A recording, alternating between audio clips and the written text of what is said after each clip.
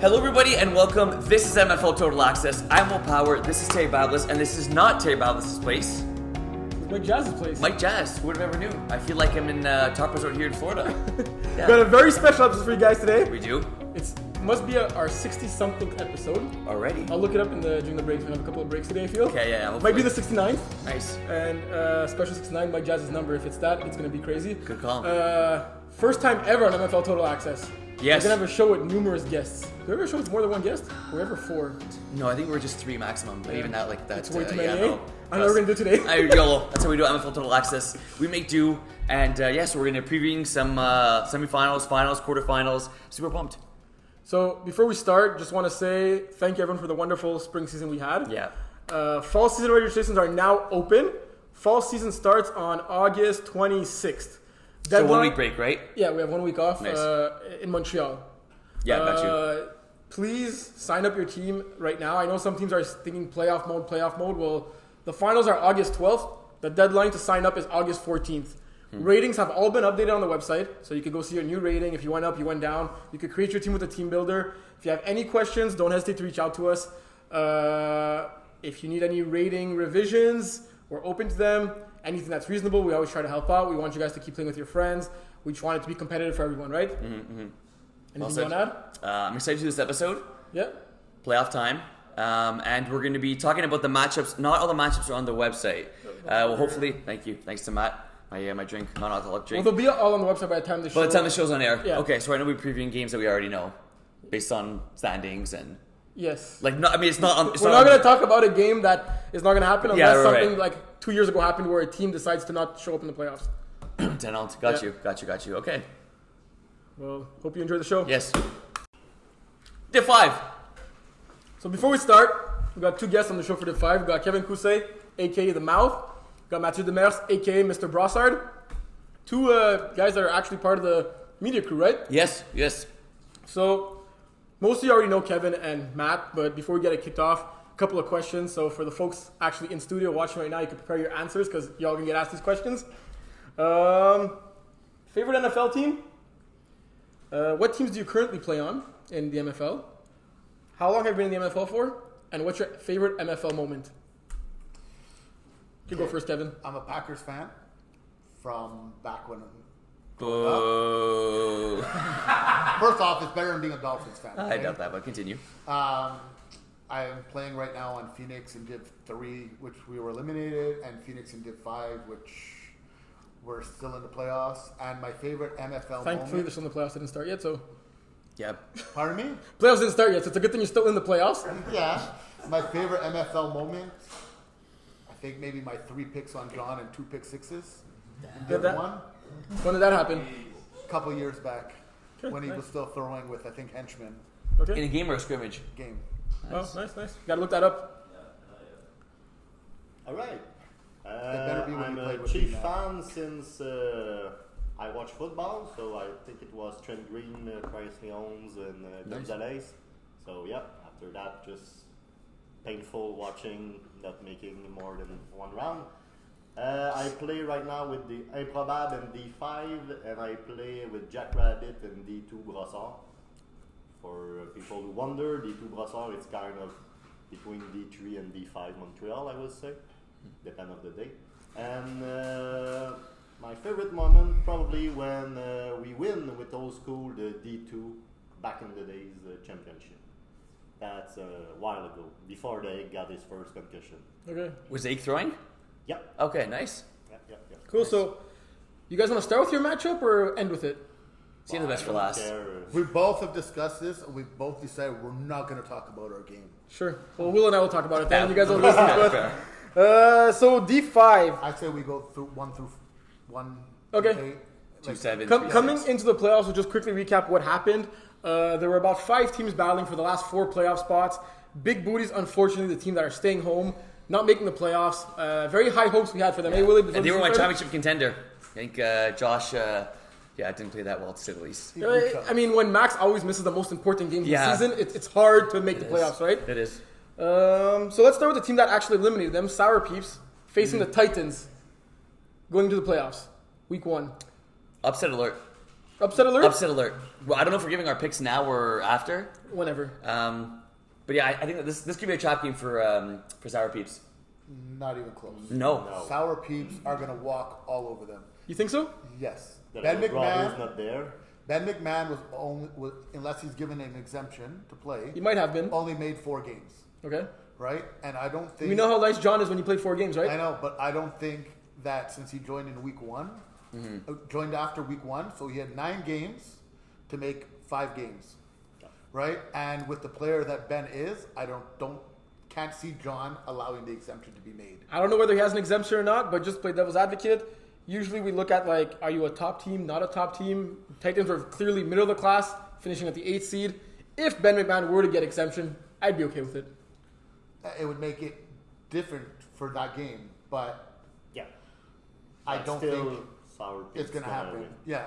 But What does the audience have to say? Should Ben McMahon get exemption to play in the playoffs, Titans? Yay or nay? No. Pretty undecided, eh? Yeah, a lot of people seem scared of it, man. Look, that's the problem. It's not, I'm not worried if he plays against Sour Peeps. Is if Titans win, there's no other team that other than maybe Bearhood that might have somebody that could slow McMahon down, Yeah. What about it? right? And that's where it makes it lopsided, right? And you can't give him an exception for 1 game and not give him Right. for round 2 and 3 Yeah, in yeah, of playoffs, course. right? No, when you have exemption to play, Yeah, it's of course, playoffs. of course. Playoffs, but yeah. like I know that you in the past, John has made exceptions for like round 1 and 2 with different subs and stuff like that. We're not here to bash John when he's not here to defend himself yet. Yeah, that's what we do anyway. So, like, who are we kidding? But We get paid to do that. Kevin, it's for free. That's true.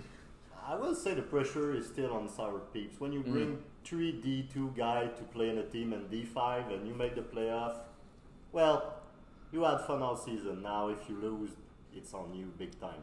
Look how times have changed. Sour Peeps with that team fighting for really. a victory Yeah. at some point in time. Now they're the team with the 1 seed going to the playoffs, who probably, like Matt just said, have the most pressure going to the playoffs, right? Like, whether No. Ben plays or not, well, yeah, I agree. It's probably Bearhood. Yeah. But Sour Peeps are second right behind them. not even close. So- It goes 1A and 1B. Yeah.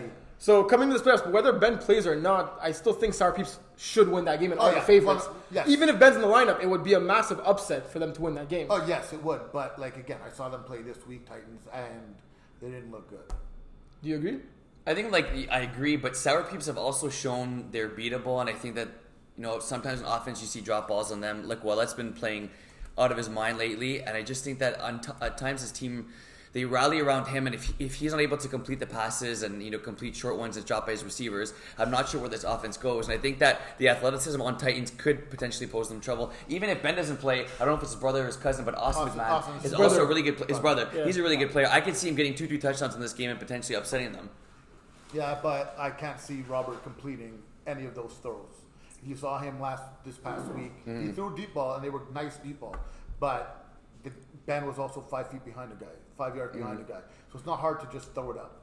When Lambert's there playing safety, right? He's got the height, he's got the speed, he's got the knowledge of the game. That those are going to be interceptions. Do you go with our picks? Yeah, let's go picks on there. I like that. Sour. I'm going Sour Peeps. I know Sour Peeps. I'm going Titans. No way. Lone Wolf. Now you got Howell. Huh? You got a Howell. Iron Wolves, baby, Iron Wolves, Iron Wolves. All right, next That's good matchup. stuff. I like that, Terry. Bearhood, Tropic Thunder. So Bearhood to some and to everyone who's actually been watching the games, basically everyone besides Will, have been the top team of Division 5. Like they have been annihilating teams, right? They took advantage of the fact that they have a lot of players who not have any ratings show up, new players to the MFL, and they haven't even taken their foot off the gas in high scoring games, right? So it's them or no one, like, right? No. Yeah. I give it realistically 60% chance that Bearhood walk away with the title, and if they don't, that's all on Simon. So if you have Bearhood of the field, you're taking Bearhood. Yes, Same. I'm giving it. You want to hear my numbers? Bearhood 60%, 25 for Sour Peeps, 15 for the rest of the field. Where's Phoenix in there? In the 15%. How much of the 15 do they got? 2. I can't talk Let's about say that. 14 and continue, move on. What about Monster Crew? Monster Crew. Look. Okay, so this is a rematch from Week 4, where Tropic Thunder beat Bearhood for their only loss of the year. There you go. It was a 26-20 game, right? They didn't have two of their receiver. Bearhood were missing Quinton and another one of their better players, right? So, to me, I don't think this game is going to be close for multiple reasons. That Quinton and their best other players are going to be there, and Tropic Thunder will be without their quarterback. Oh, shoot. I was going to ask you that. Yeah, good point. Officially, Yes. injury Yes, or? yeah. No, he's away. vacation. Vacation. Another Max Rosenfeld. Yeah. So when There's playoffs those come and 3-hour you don't have your routine. quarterback, Yeah. and you're taking one of your best receivers or better receivers and moving him to play quarterback, it doesn't work because you're downgrading at quarterback and you're downgrading at wide receiver. Terry, let me ask you. Yep. How do they pull off the upset then? How does Tropic Thunder pull off this upset? Yeah. Well, the one thing they have going for them is that Bearhood are cocky. They are confident, and they do think and know they're the best. They came in saying, we want to do what Pocket Rockets did and come in with a bunch of people in Division 5 that are too strong for the division. And Joe? Pocket Rockets won that in Div. Yeah. They won in Oh, Div Div 5. five, They my won in bad, Div 5. my They bad. said what Pocket Rockets did in Div 5. They beat Not us. what you said in Div 4. Yeah, they beat Phoenix on. Like, well, I mean, when you made the finals and you were playing against Phoenix, you already have the championship. We're Yeah. wasting our time playing the game, more chance of injuries, I was already paying injured the that rest game, for remember nothing that. I had a at that torn point. Achilles in that game. Respect. As long as it doesn't rain, it should be fine. But yeah, where was I going with this? How they pull up the upset? upset, yeah. So they have that fact going for them. That they're cocky. They think they already won the. Tropic Thunder 2 win. They need a miracle and for Connor to play the game of his life at QB. Mark, no, I appreciate that. Thanks. So- Yeah, Connor's good. Connor's But good. that's it. But that's what needs to happen. I don't know if they could score that many points, right? Like they're gonna need to score over 30 points. I don't think they could score 30 points without their quarterback. They had one of the better D5 quarterbacks this season, right? Eduardo had playing lights out this Yeah. season. Top 3 for sure. I think he's in the running for QB of the year. You're missing your arguably, not even arguably, your best player. He's their best player this year. You're missing your best player. You're the underdog. It's almost impossible to win that kind of playoff game. I think what they have to do is hope, like pray. I think you're Call you up, call your Christian boy, Prayer helps, bro. Chris. Hope Chris, up, where you at? and Start praying. Start praying. Start praying from Yeah, now. You have it time. works. What do you think they gotta do to pull up the upset? He cancel his vacation instead of priority. That with him at quarterback, he beat Sour and he beat Bearhood. No, Yeah. we only beat one of them. No, they beat Sour Peeps and Bearhood. Oh, really? Tropic Yeah. Thunder beat the top 2 teams this year. But he decided to go But- fishing, or I don't Yeah, know. I So, don't well, understand. Maybe he went on the beach. Yeah. Maybe he's traveling Europe and back. Maybe he want to go see his family. I don't think that's an excuse. I have, yeah, that's not an excuse. Not for No. playoffs. Yeah. man, anyway, yeah, or And especially when he knew weeks ago, and he still kept coming to play. They even knew the exact time they were playing at. I know it's not even that, but he knew that he was going to be away Yeah. a couple weeks ago, and refused to allow anybody else to get reps at Well, they were quarterback. still fighting for a playoff spot. To Yes, their defense, they had not clinched till last week. It So doesn't matter. you got to Because make I don't care. You have to make it in first, right? No, There's no no. point. What do you think about that? Well, I mean, it's if you know you're not going to be there for playoffs, and you're still fighting for a playoff spot, your quarterback that's going to be replacing you needs to get reps, get on timing and this and that Yeah. to work out with the team. You can't just say, well, we're going to do nothing, we're going to play with our guy, and then playoffs are going to come, we're going to put a new guy in. That doesn't happen. Well, Eduardo wasn't there should this start week, right? last week. No. So they got a rep in. Yeah. Yeah. Half a game. Because Stu started the first half, and then Connor stepped in the second half because Stu was ineffective and was like We'll say 4 he for has 15. to make no mistake Mm-hmm. and just hope that the other team made some and Look. go grab those mistakes. That's the only shot he has. Mark, the rusher, also needs to get into Simon's face. They're gonna have All to pick off game Simon long. 2-3 times. at All least. game long because I'd hit his arm like on the first play. Oh, that's what I was. Because Simon starts crying after I and wanted to whines say and something like, like, I'm like, just take the penalty, just run. yeah, it. take one, take Like, the warning, and then yeah. be an angel the rest of the game. Yeah, exactly. The But, Saints like, bounty, eh? What? The Saints, the bounty. No, we're not paying him. Yeah. Yeah, true. You know, True. $50. You weren't born at that point, so Yeah, it's that's hard just for you to remember. -3. Let's go to the next matchup because I think this is maybe arguably. The best game of the weekend, I think. I think so too. Most accrued, my ball Zacherts. Yeah, Yeah. My ball Zacherts have to be the most improved team this season. by far. Like by not far. even close. Most dangerous 16 I out of the played playoffs. them week 1, and I watched them this past weekend, and what a fucking difference. Yeah. Best defense of all of Division 5, and it's hard to have good defense in that division, right? True. Yeah, I guess. Like their first half of the season was was backyard football, right? Like they were calling plays literally yeah, at the well, line, that's just it. throwing They it still, up. they still do. They But it still works do. now. Yes, because he's He's buying a lot of time, right? No, Luca's but buying a he's- lot of he time. built a balance where he's not running every other play like he did at the beginning of the year. And because he can run, the defense is coming up, and then his guys are just sitting in those Getting open holes, open. right? Like I can Smart tell football. you though that like from this weekend, he missed a lot of open wide receivers along the sidelines where the ball was thrown a good five yards out of bounds, right? To guys who were. I don't think he could afford to do that against Mimosa Crew's defense. No, I don't think so. I think they have arguably the best defense in the league. Ah, In the division, I should say. they have a lot of good players, but they're also still very inexperienced. They're raw, yeah. Yeah, so you can get them on certain things, but I don't think Luka has enough experience as a quarterback and play calling to get that done Well, properly. I'll help him out right now. I know Mimosa Crew has a great rusher in Elias, Yeah. but talking from experience, when it comes playoff time and you're a runner, you throw, you run. You throw, you run. Don't get fancy, don't get cute. Your weapon is your legs. Luka, I'm serious. Run every second play if you I have hope I'm to. not a receiver on that team. Well, you have been. Oh yeah, trust And when we win, is it worth it? No, 100%. it's not fun. I mean, come playoff time, you just want to get that dub, right? It's not fun. I can tell you that, like from Okay, being back in the so league. keep back losing in the beginning. finals, and that's how much funner. It's okay. He's gonna. Yeah, he can do that, but It's not he fun will for not, your team, like, right? I mean, he it's rushed not for. experience. Is just. I know, but You don't gain anything. He was not doing that during the regular season.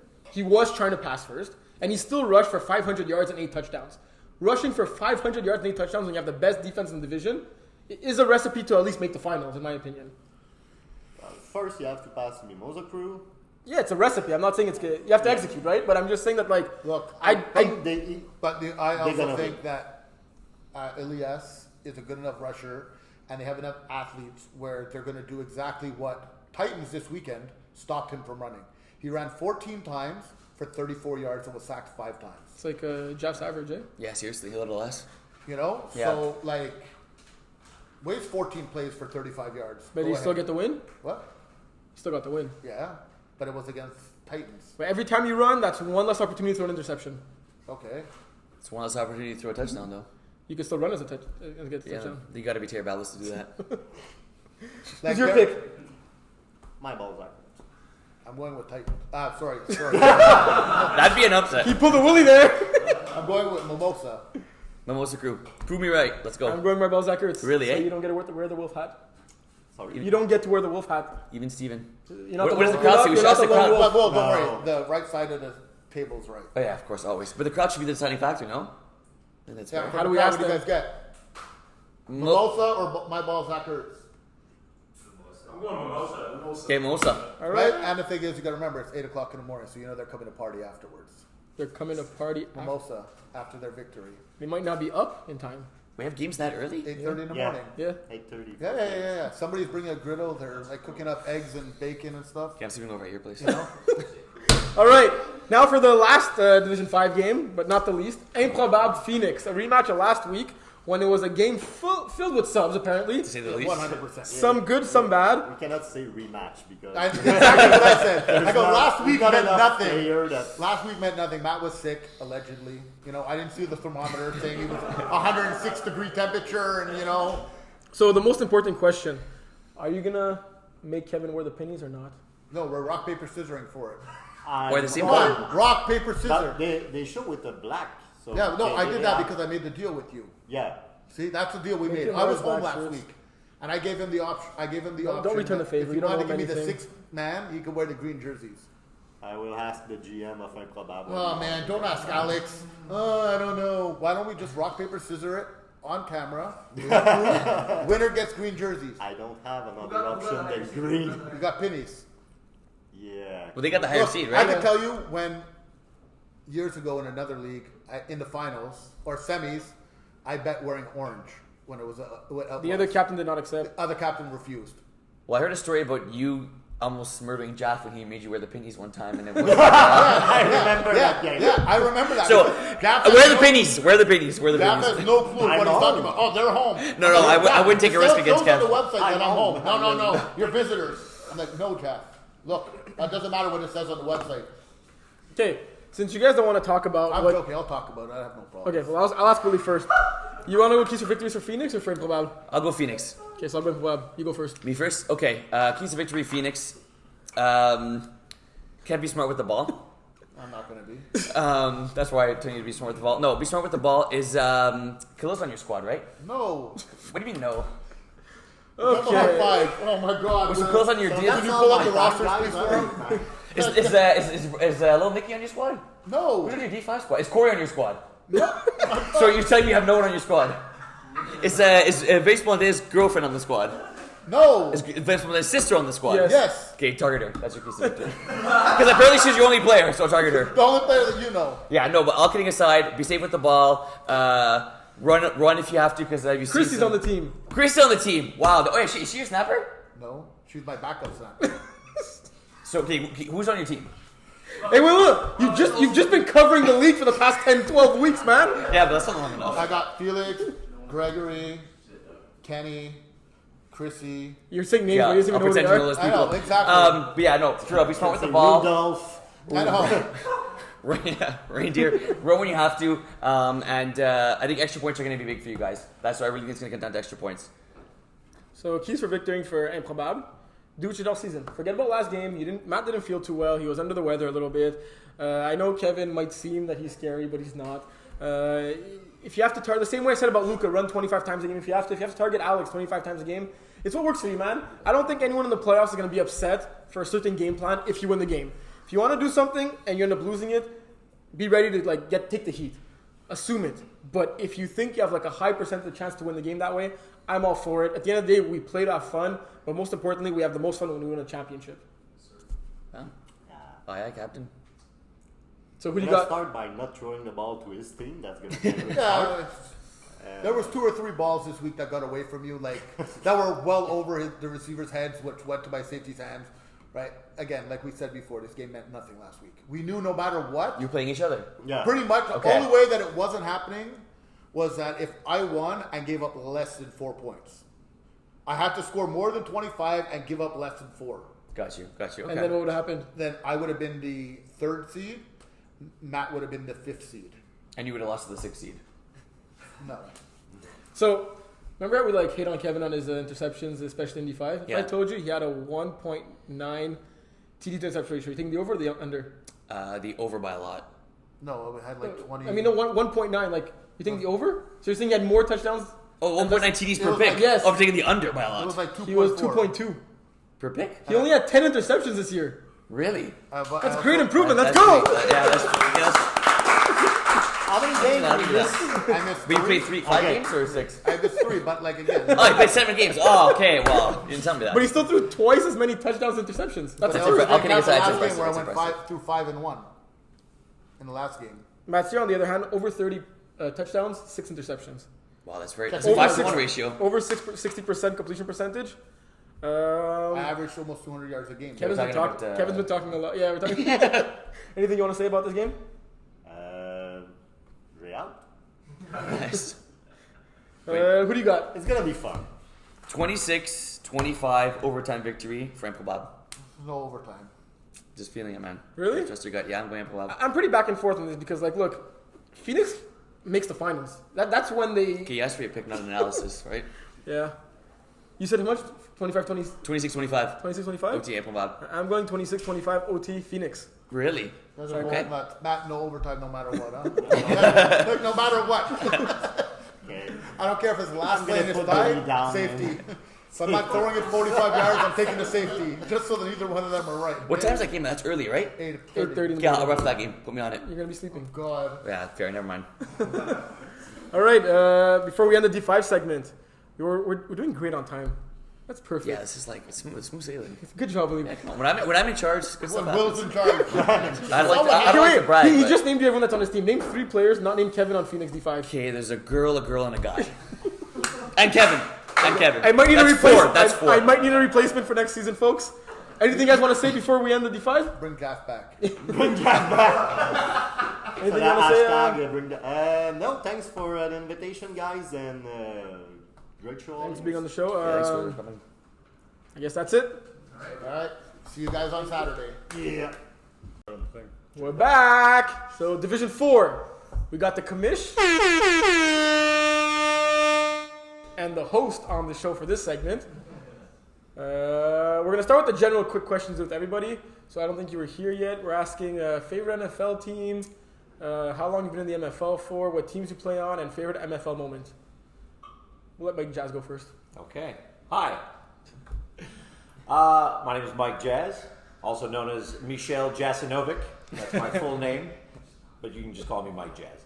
I play for, this season, I play for Div 2 Master Chiefs, and I am the captain of the team. Pocket Rockets Div 3, and Sooners 45 Div 4. My favorite NFL team is the Pittsburgh Steelers. Bill Ben Roethlisberger. He's retired now. But, yeah, so... And my favorite NFL moment. MFL. MFL moment. We don't care about the NFL right now. Well, obviously, you already know my favorite MFL moment was getting 16 catches in one game for against Idaho last year. Over the championship? We didn't win. No, you won a championship before. Yeah, but it was different. But he didn't get 16 catches in that game. 16 So who catches. cares? Sorry. Asking so many questions. My name is just under Jaff It's like on the record book, so... all these like team things. No. Individual stats. Nobody remembers a championship. They remember the records. It's actually facts, though, because I've noticed on the MFL website, Obviously, I have won 2 Div 5 championships. if you have numerous season championships, it just shows the last one with one trophy. It doesn't say number of the ones you have. Oh. But if you have numerous MVPs or receiver of the years, it'll show times 2 or times 3. Oh, we should fix that then. Someone needs to tell me about these things. John? All right, I'm John. I've been in the MFL since it started. Since before it started. Back when it was the LCL, very briefly, which is the Louis Cyr League, because we played at a park called Louis Cyr in St. Henry? Is that St. Henry? Yeah. I don't care about the NFL, so I don't really have an NFL team. You have to pick one. What's a team that nobody cares about? Cleveland Browns? You know what? I like. Carolina Panthers. I'm going to go with Chicago. I'll go with Chicago. Justin Fields. Justin Fields, vegan quarterback. He's actually vegan? Yes, he is. Ethically, too. That's terrible. There it is. I guess my favorite actual team that matters is Notre Dame, obviously. Let's go. Nobody cares otherwise. Rudy. MFL moment would be when Josh Levine's now wife, told me I could make money doing this. So we have her to blame. Her to blame, yeah. Maybe the perfect game. Maybe the first championship win. One of those things. Any of those. For those who don't know, John threw a perfect game in a D1 play-in game where his team needed to win to make the playoffs. Pouring rain. And loser you're out in pouring rain. And yeah, I think little Andrew Grant balled out in that game too, eh? I think he did. Yeah, it's true. There was me, Andrew, Chris on that squad. Yeah, it was a good team. Yeah. So, since we got the commission on the show, let's take advantage of that. Yeah. Anything you want to say about the league right now? The ratings just got updated. Yeah, Fall registrations. So we just updated the ratings. Just to be clear, the ratings, I think you guys might have mentioned this before, but the ratings only count for next season. If you're over the cap right now, that's okay, and the sub rules still apply, and it's a per game sub cap rule. For the fall, we're starting August 26th. Register soon if you guys want to play. Get your teams in. You can use that. The reason we updated the ratings was so that you can use the team builder right now to find out where you are in the fall season. So check the team builder, see what your rating is, make your team. And let us know. Yeah, that's important too. That helps. Actually, soon, starting next year, if I can go on about our website updates, some of the new features we're going to add in are the ability to build your team with that team builder and then submit it to the league rather than having to give us your roster and everything. And then we just approve it and put it in a division. As well as you'll be able to directly just modify your roster during the course of the year without having to talk to us all the time, which is terrible, I know. So let's get right into it. Well, it's too late to get right into it. Yeah. We just had a whole bunch of preamble. So Right into the playoffs. I'm still saying we started with other stuff. Okay, let's talk about the playoffs. There we go. Villains' master plan of sucking in D3 to come down in D4 to get the 1 seed They nailed it. paid off. So Villains have the 1 seed. They will be playing Cyclones, who just barely made it in. You guys want to start talking about that game? I mean, villains are going to win. Yeah? I mean, Cyclones Barbara can't do it all. Do Cyclones have any chance? Like, No. not even a 1% chance? Will Slim chance. How do Cyclones win this game? Do we know who's quarterbacking for Cyclones? Alex Zapliski. Zabisky. Okay. So he's a great player. Not sure if he's the typical QB that you like to have in D4, but he could run. Look, and like we talked about, pass run, use that to your ability. This team still has great defensive players. Do they have a great defense? No. Do they have great defensive individual players? Yeah, they do. They got a Kuse. They have a Kruse, exactly. And like we talk about Kruse, but no, he's been balling out for that squad, and they got some good young talent there. So I think it's gonna be about capitalizing early off of Villain's mistakes because they won't make many. It's gonna be up to Alex to have the perfect game. I know that sounds easier said than done, but he's capable and he's got good receivers. Barb. What can I say? No, I think that they're. I mean, Cyclones has talent. I mean, Alex is obviously a talent. I mean, we don't really know what we're getting with him at quarterback just yet. I know that I spoke with Barb on Sunday. They want to give him a shot, going in the fall. I've seen him ball out at the position in Div 2, and then I've seen him crap out in the division in Div 4. So, I mean, you don't really know what you're going to get. I have to be honest, I have actually not paid attention one time to the Villains this year, so I can't really comment on their talent level. I've seen them from a distance, but I haven't really reffed a game or seen them play. So I can't really comment on that. Based on their record, obviously, they have probably a pretty big advantage going in.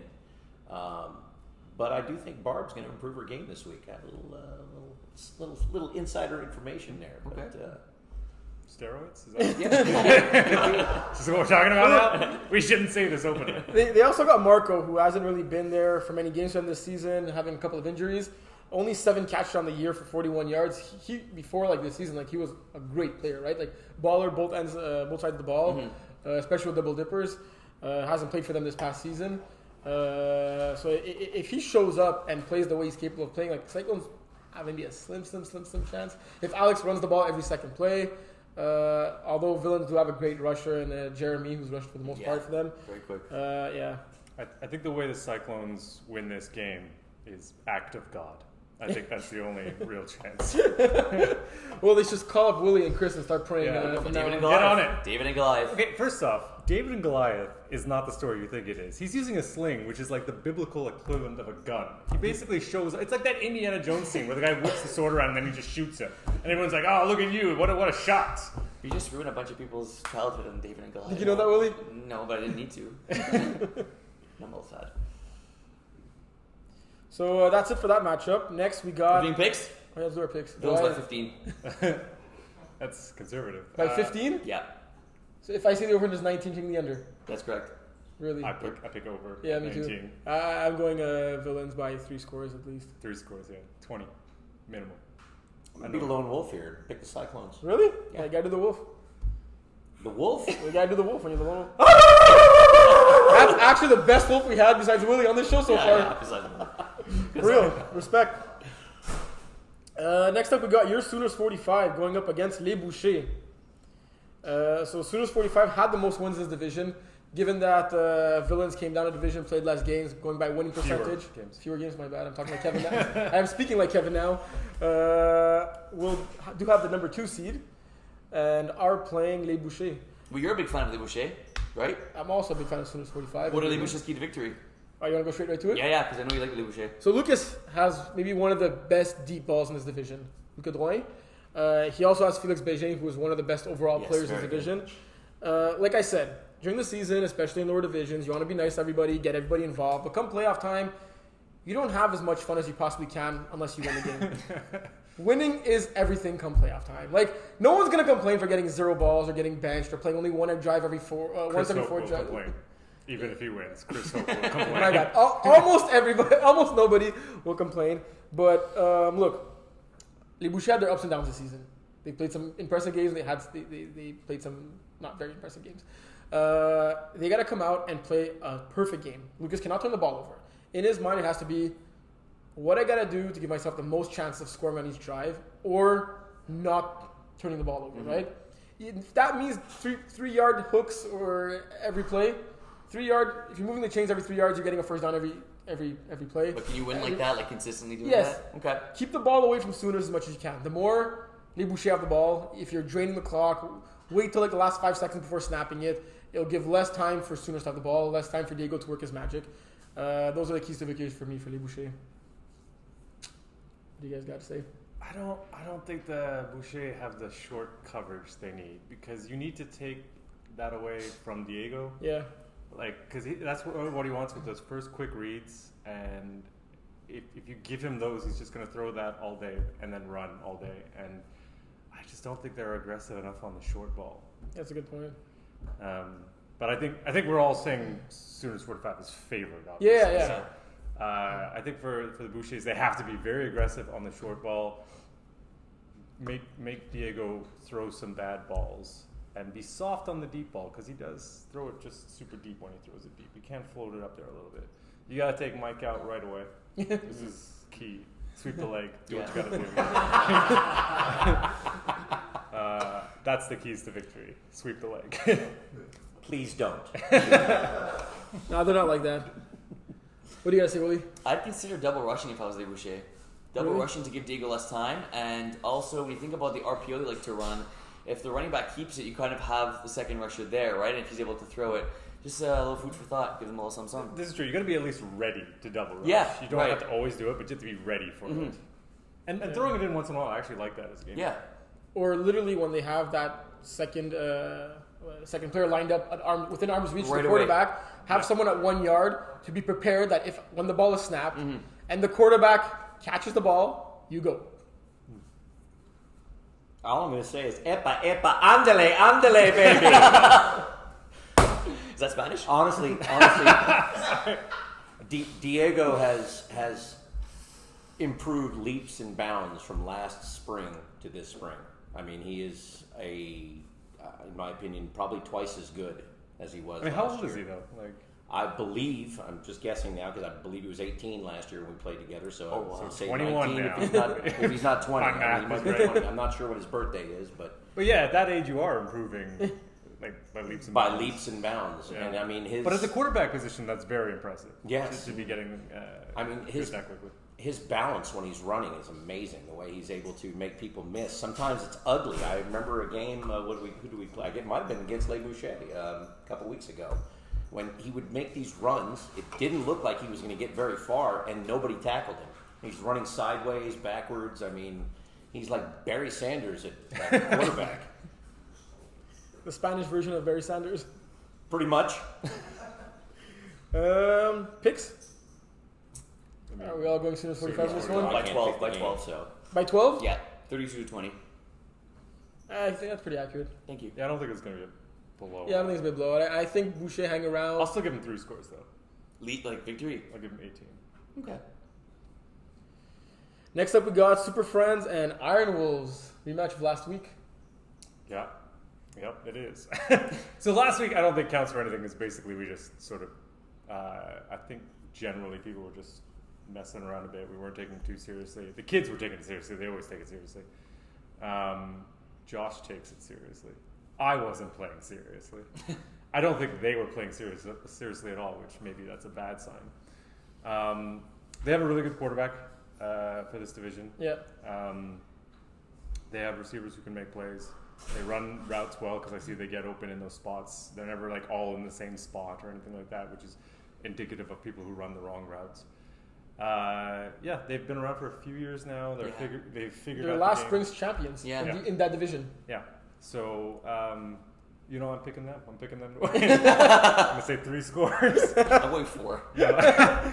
I mean, I think for us, what we have to do is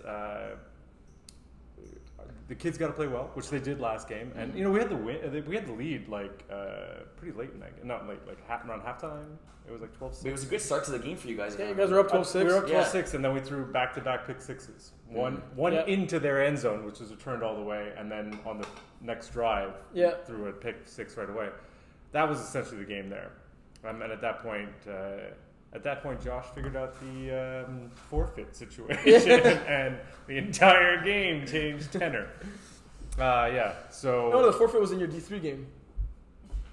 was it? Yeah, it was in the D3 game against Pocket. Oh Rockets. yes, sorry. And we all laughed as if we knew what John was talking about. Yeah, you did. Except Terry called me out. But yes, the tenor in that game definitely changed. But actually, I would say that I think it was after 2 pick sixes. that it changed. after the 2 pick sixes, anyway, like everything became like a lot. I do more have to chill. claim some responsibility for that forfeit situation, but So thanks for getting us in the playoffs, just to be killed by the average Joes, I think.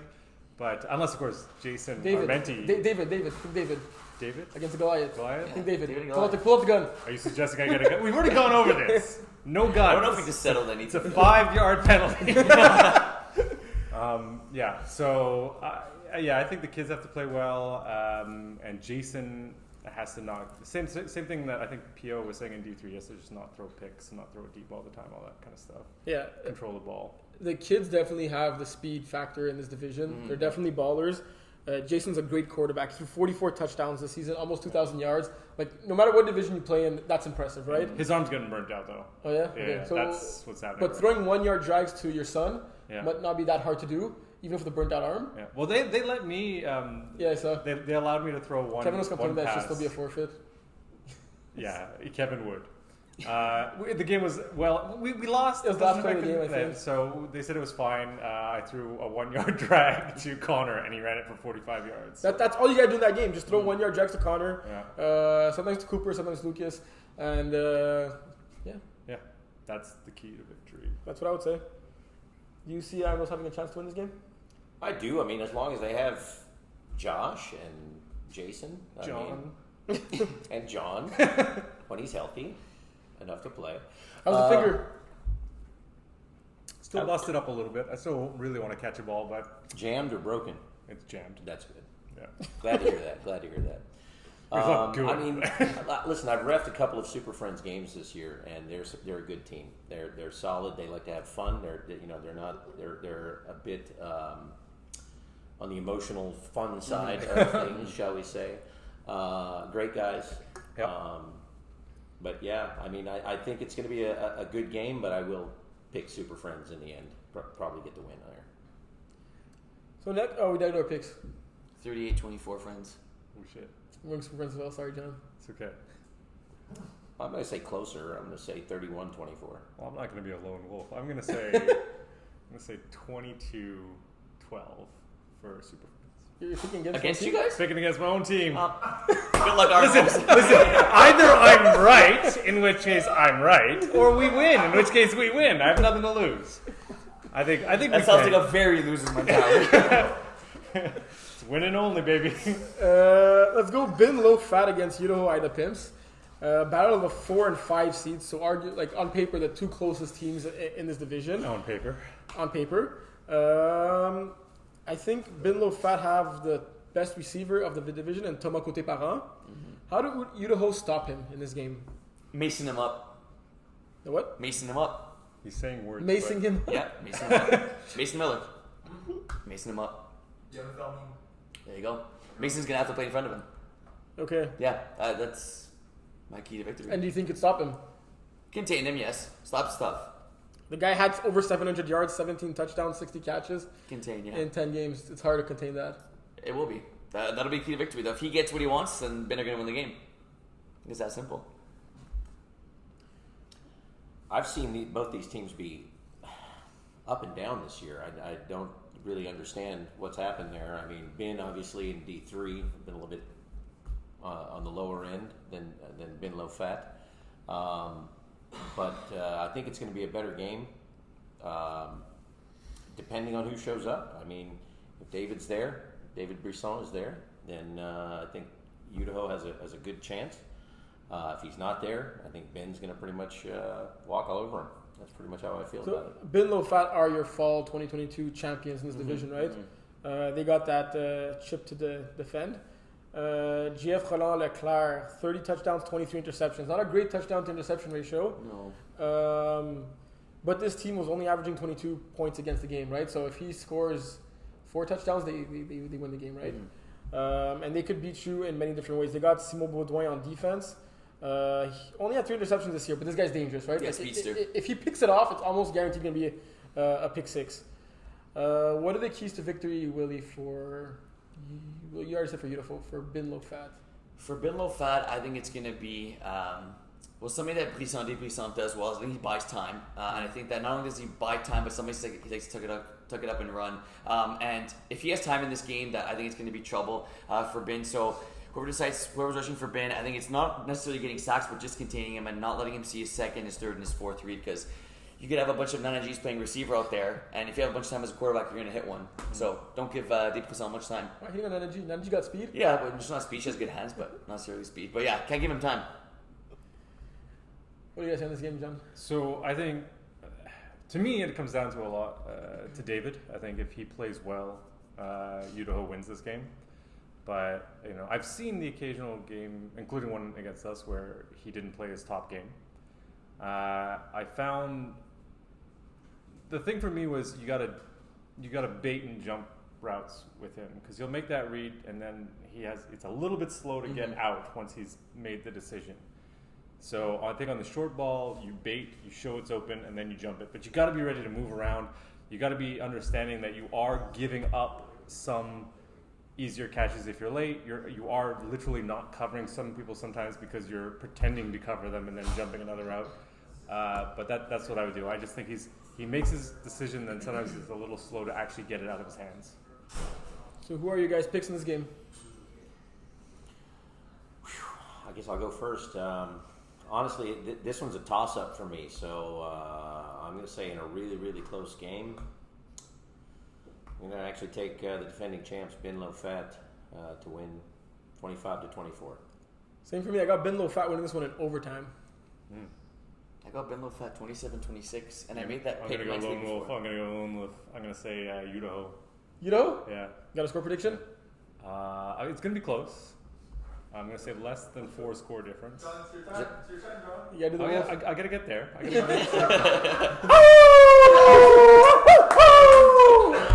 I think John practiced that one. I think John We've practiced. done it for the Wolves. They play on the Wolves. Does that make you the Iron Lone Wolf? Yeah, there you go. or- The Iron Lone Wolf pick. Yeah, I'm going to say something like low scoring, like let's say 25-23. So Why do I keep picking these scores that you really can't change? Yeah, 24, 25-24. yeah, 22. Yeah. And I changed my pick for Iron Wolves in that. I mean, not my pick, my score. They're still going to beat us, but 24-12. Oh, that makes it better. In the last 5 minutes, yeah, you added them. Well, it just doesn't. 22 is a hard score to get to. That's true. Yeah. Well, it might be a safety for in that. two. It might be a safety in that game. But then they have to go for 2 1s, or I guess 2 1 points. Yeah. There might be a safety. So we got the 1, 2, 3, and 5 seed advancing. Safe to say that this division is very top heavy. I'd make the argument that Sooners 45, Villains, and Super Friends are contending for this championship. Like I make the argument like They're tier 1. they're tier 1, and then you got Ben and Idaho just under them, and then you got the rest of the division. Who are your favorites to win it all in Division 4? William? I think for me, Sooners 45. Let's go. Mm, Yeah, I think it's Sooners 45 for me. I think it's Sooners 45 as well, probably. Really? Yeah, I would say Villains, but there was that Airborne game. Yeah, that one was a And that real head just sort of scratcher. sticks in the craw, you know what I mean? Yeah, but you have it during the regular season and maybe build, what do you say, will you build character? Oh, you Yeah, saying, it could be a what are you factor. saying, they weren't trying because it's the regular season? I don't know. You know what? You've convinced me with your lackluster debate. I'm going to say Villains. Just because I think if they really want to and they're not trying to do anything funny or whatever, they probably can pick it up. And like you said, it's not about who said it was in the playoffs. It's just about the win. I did. Okay, yeah, like you said, I think they'll be more about just the win than necessarily all playing together. Although, I think they are pretty. They like to play as a team, as a full team. They don't like just favor one person over Yeah. everyone else. So I'm going with Super Friends. Like, I know this team has maybe out of the 3 showed the most weaknesses or the most valleys during the regular season. Don't you just throw your vote away? but I feel it's also a team that's been playing for fun with friends to have fun. And when they're locked in, and you got both Alexes and Murray and Nuevo playing combined for 25 touchdowns in the season and a bunch of interceptions, I really just think this team is the best overall all-around team that if they put their best 6 players on offense and the best 6 players on defense, they're really hard to beat. Okay, I'll accept that. You're still wrong. I'm obviously I'm going to go with Sooners 45 for obvious reasons, but I mean, really, Diego is on his game right now. I mean, he's really hard to stop. The only 2 losses that the team has are against Villains by 1 point. I wasn't there for that. I wasn't actually technically on the team yet. And the game against Airborne that we lost, Diego wasn't there. So, I mean, I think that I can tell you this much. The roster that we have this season is much better than what we had last spring. I mean, between... That was a lady with very high. yes, it was. I wasn't Just to doing. be clear on what that I was. wasn't doing my crowd control job. Hey now! Whoa now! Brian. That was Brian Tinning. All right, any complaints to Brian Tinning, not the MFL? So, Mike, I'll ask you this question then. Go ahead. Which team fears you the most in Division 4? Ooh. Again, I don't know enough about villains, so I mean, they would definitely be a concern just based on their record alone. But I do see Super Friends as probably our biggest rival. They are the defending champs from last spring, a year ago, and we did beat them in the regular season last spring. Yeah, in fact, in that 6-way tie that got us knocked out of the playoffs, they were the only playoff team that we beat in that. Well, you should have beaten more and you would have made it. I know. Gosh darn it. Is that it for Division 4? That should be it. It is. Anything you guys want to add? No. What time's the D4 quarterfinals? Should be at 10 a.m. 10 a.m. Okay. Boomer Sooner, baby. There you have it. And yes. Div 3 here at MFL Total Access. Let's go. We got some ballers. Congratulations, Double Dippers, for the bye. Yeah. Yes, sir. The bye that we thought was average Joe's all the way up until like now. Average Joe's looking pretty average now. Apologies for the light. We realize it is not ideal. I think it looks cool, to be honest. Yeah? Yeah. Yeah, keep. Oh, that's better. Thanks. Go over there, No, man. I didn't relate. So where do we start? We can introduce Oh yeah. We should talk about what happened last Well, week. first It of was all, pretty crazy. we gotta ask the guys the same questions we asked the other guys. Yes, good call. So who wants to go first? I'll go first. Favorite NFL team is the Packers, like Kevin. Oh. Because my favorite player is Brett Favre. So that's why. I'm playing on Oli Trollers Div 1, Idaho, Udapims Div 2, and Double Dippers Div 3. And I sub for everyone also. So I joined the MFL like 2 years ago, so fall 2021. Actually, Kevin, my man, he wrote me on Messenger. You don't have to give him credit, bro. It's all good. Bro, he's the one who brought me in, so I gotta give credit where credit is due. So. Fair. And favorite memory, I'll say winning D2 finals last season with Thunder Buddies was really fun. Let's go. Let's go. Let's go. So much fun that you left us. Pio, you're next. favorite NFL team. I'm not a big NFL fan, to be honest, like a big NFL follower. But You I have have to to pick say, one, though. I know I have to pick one. But I'll say the Saints for Drew Brees. I've always really admired Drew Brees. You know, retired. Yeah. Okay. I know. I'm not sure. So you're not a big fan of Yeah, football, I I know. think, Yeah, don't worry. But what else? Yeah, so I've been playing NFL since last spring, so spring 2022. Started in Div 5, and that's where I met our best snapper that we like to Oh, watch, yes. Mike Chad. Yes. right there. Not in charge. Yeah, and then I went to fall, played Div 4, Div 5, won Div 5, then played Winter Div 1, and here I am now in Div 2, Div 3. Spring 2023. Yeah. What else? Favorite moment? MFL. Sorry, I have to bring it back, but my pick 6 as a rusher against you, that was... Hey, man. I had to... I didn't know that happened. Yeah. You rushed. Oh, no, not pick 6, sorry, pick 1. It's just interception as a rusher, but not pick 6. You rushed and you got a pick and you returned it. Is it winter or? No, it was, when was it? It was fall? It was I think early fall last Yeah, season. yeah. Were you rushing all game?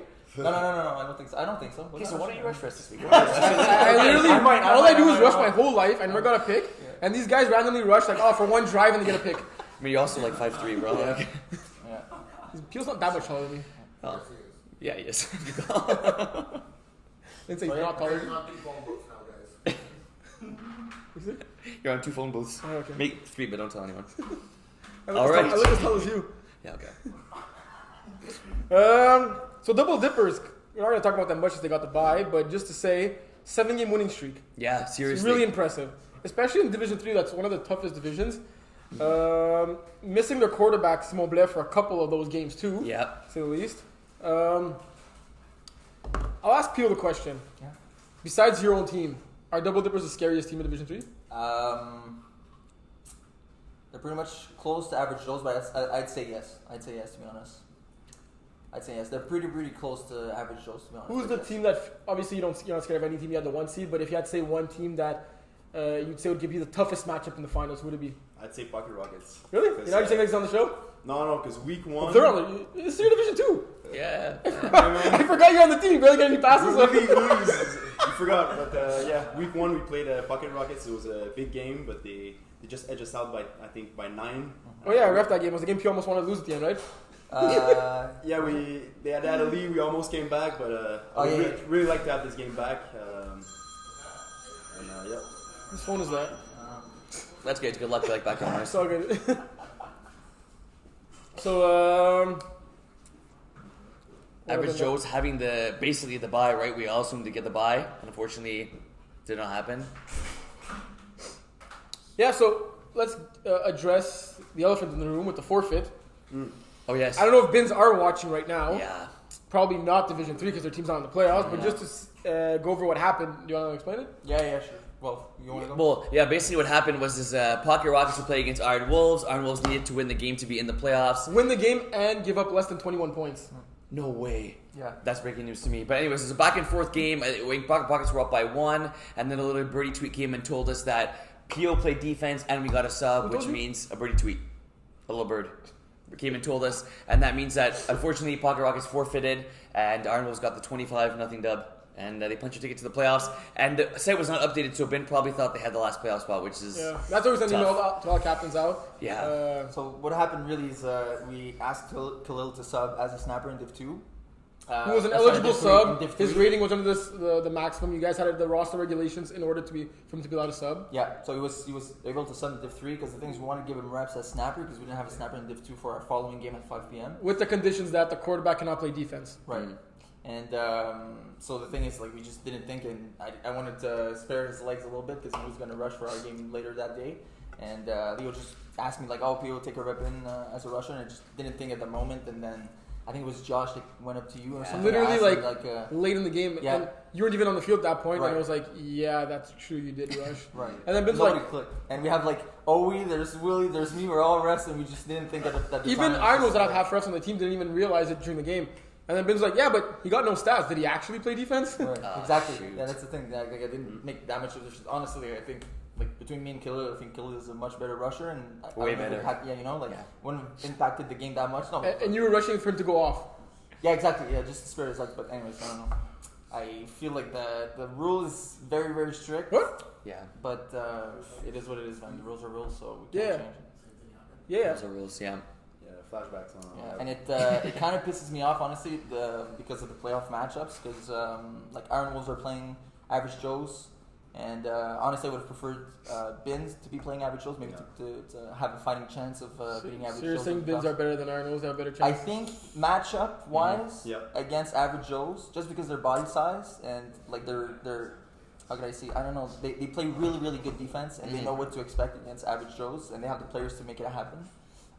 No offense to John's team and everything. Iron Wolves are really good team. John's coming up right now, so we're going to wait to preview that game while John's going to be in the audience. All right, sounds good.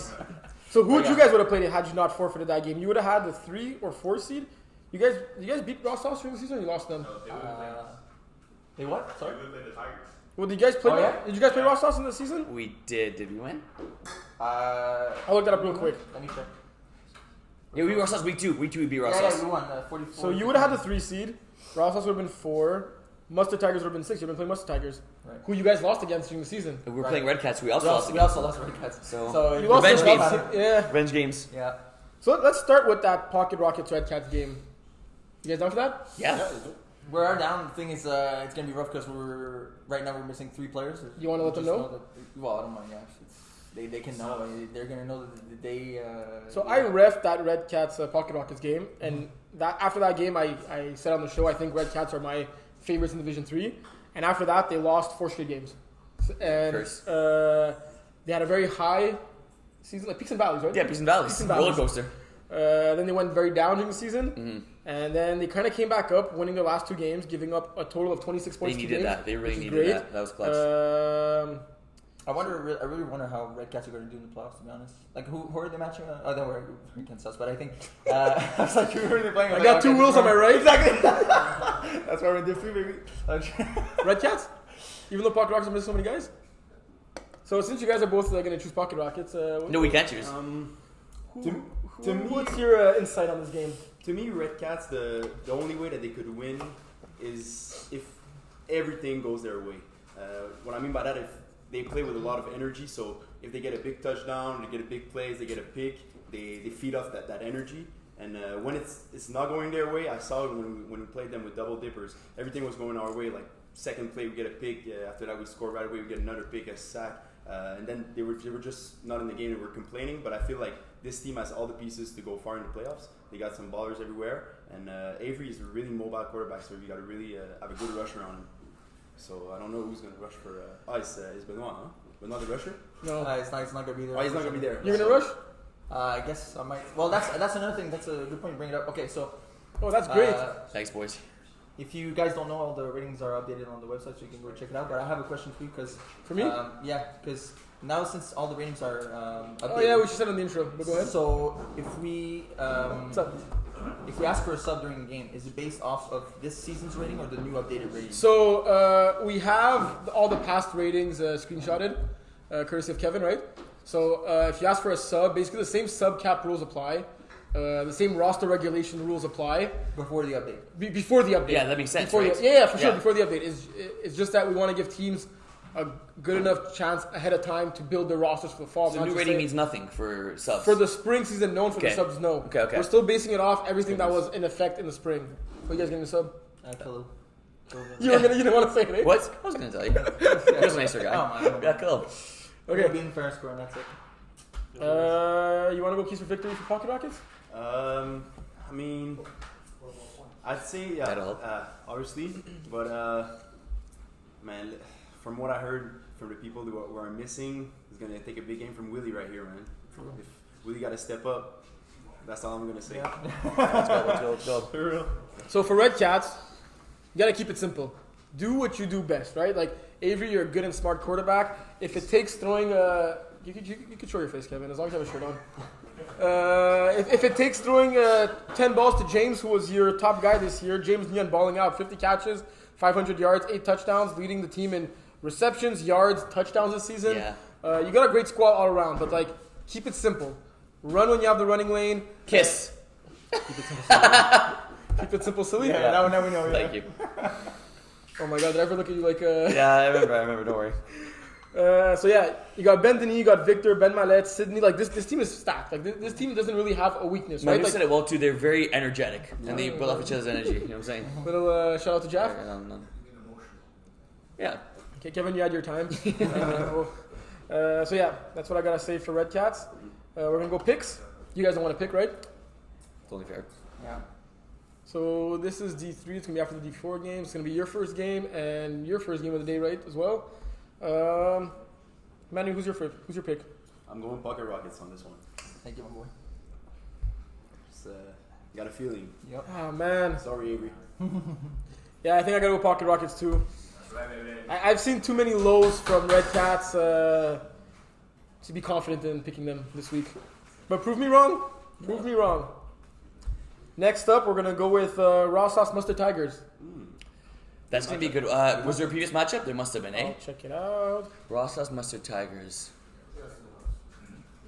Let's see what they. No, they did not face off this season. Okay. So that's cool. Raw Sauce. Sorry. Interesting. Yeah, there's like that's a low percentage of possibility, no? Like Yeah, well, with the villains moving down, the True, schedule true, got a true. little like effed up and stuff Okay, like that. okay. So, Raw Sauce have won 1, 2, 3, 4, 5, 6, 7 of their last 8 games. they're finally looking at like the team they should have looked like a while ago. I feel we've been saying they suck for so long. Yes, but they have been. They haven't been sucking that much recently. They beat Double Dippers. They beat Average Joes. No. Like arguably the top two teams in this division right now, that's right? fair. Yeah. Going to the playoffs. Very impressive. 3-game win streak to end the season. Last 2 games were against Dumolas and Phoenix, so that wasn't the most impressive. Mm-hmm. What do you guys got to say about them?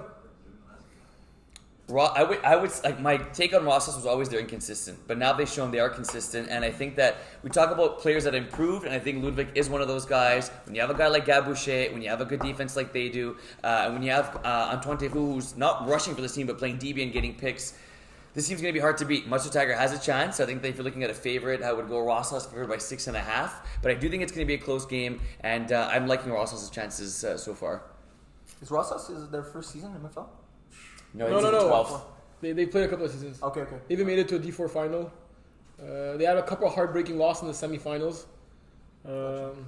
Same squad or like some? Yeah, pretty much same squad. Okay. Yeah, they're a good team, man.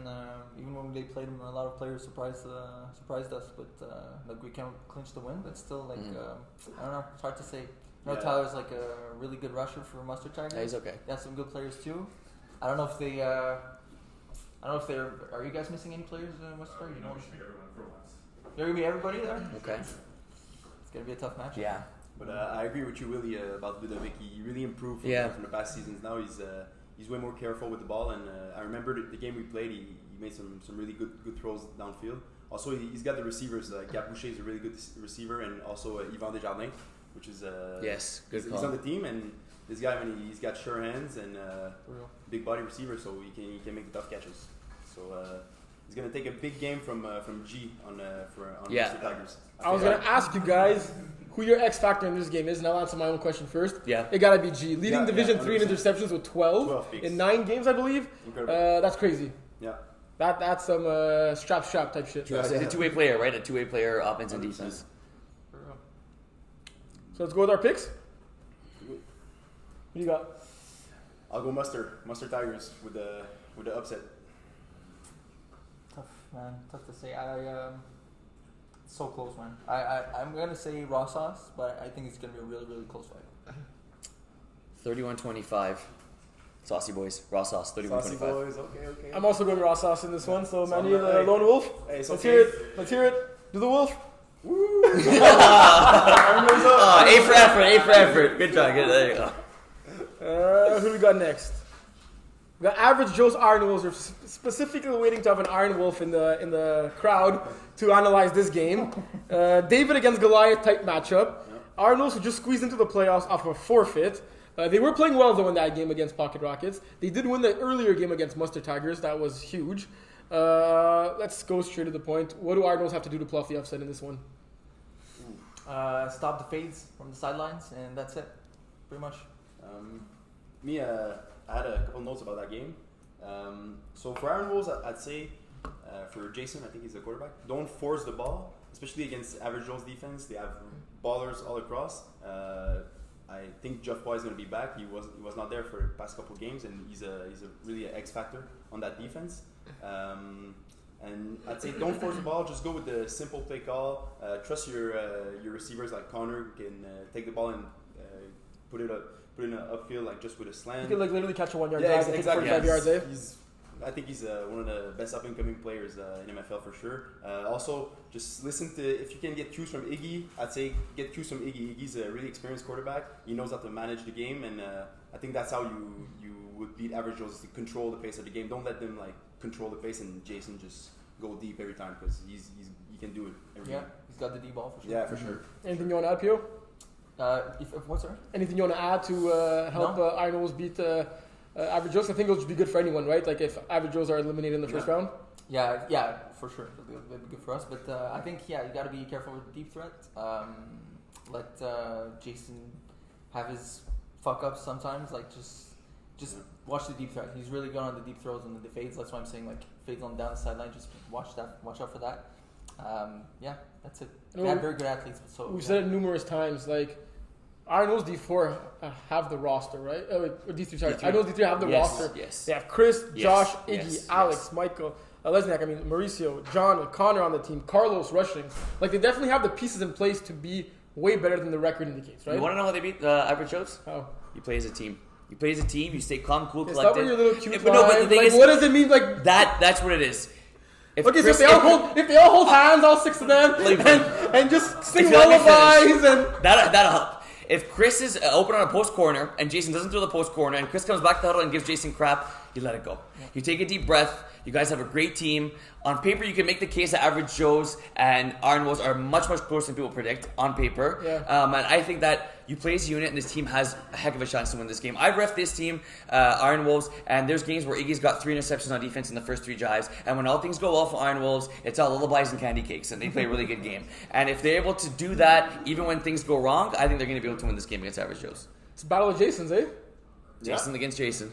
Yo, Willie, if Average Joe fights an Iron Wolf, who wins? An Iron Wolf is beating everyone except for There you go. Jesus. There you go. Just believe in the Iron Wolf, man. You gotta red the shirt. Come on now. I do agree with you saying that on paper these two rosters are much closer than most people give them credit for.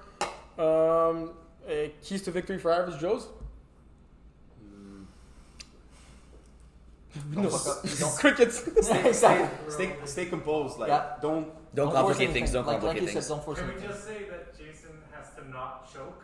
Yeah, exactly. That's a good Maybe point. he's kind of a No bras, no bra moment. No bra moment for I mean, look, going into this game, even though, like we said, the roster are as much closer, Average Joes have everything to lose. The pressure is on them. All eyes on Average Joes. If Average Joes win this game by 1 point or by 50 points, everyone's going to say, Average Joes, we're going to win this game. Yeah. The pressure's on them. Any mistake Jason makes is amplified times 1,000. And I'm talking about Jason Armenti in this case. Any mistake he makes is going to be huge, and it's going to be big pressure. How is Jason going to deal with that pressure, right? That's it. Just.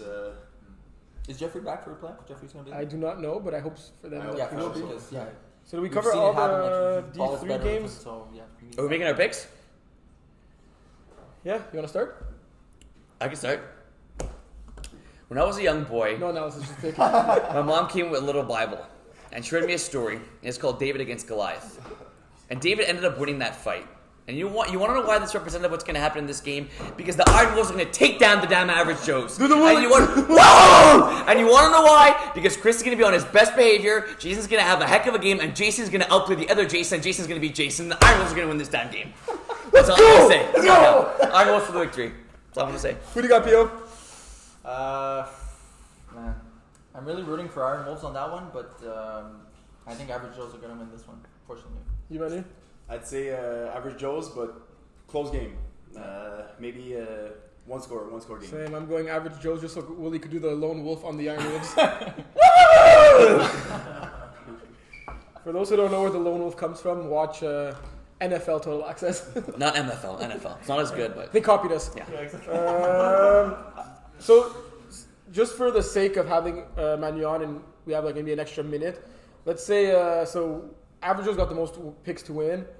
Raw Sauce Mustard Tigers, it was Raw Sauce. Red Cats Pocket Rockets, it was. We both picked Pocket I Rockets. I said believe. Pocket Yeah. Rockets. Yeah. So if all that were to happen, it'd be Double Dippers Pocket Rockets Yeah. Let's go. and Average Joe's Raw Sauce. Oof. Yeah. That sounds That'd be upsetting. 12 of semifinals, right? That'd be semifinals, yeah. And semifinals are on the same day. Yes, right after. So we can do a quick question. Yep. Who do you guys fear the most? Us? Yeah, like who would be the other semifinal matchup you would not want to face in the finals if you guys win that semifinal? Is double dippers an option? DD. No, you're playing them in the semifinals. So Oh yeah, let's say I see double dippers, yeah. No, you're playing them already in the semifinals. So what's your question? Who do you not want to face in the finals? You mean the quarterfinals? But we don't want to face in the finals? Or Which we team want- would you want to not face in the finals? Besides double dippers. Yes. Who are the two choices? Well, we lost that. Joe's because and- we won against Double Dippers, so it would be cool to have a Double Dipper. No, you'd be playing them in the semis, no? She's saying Average Joe's or Raw Sauce? Yes. I'd rather play Raw Sauce. You rather play Raw Sauce? Yeah. So you're afraid of Average Joe's. No, I didn't say that. You said that. Why would you rather play Raw Sauce? Because I think Average Joe's are the better team. And on your side, between the two, who would you rather face in the finals, between Raw Sauce and Average Joe's? I'd like to face Raw Sauce to get back the loss we did. Fair enough.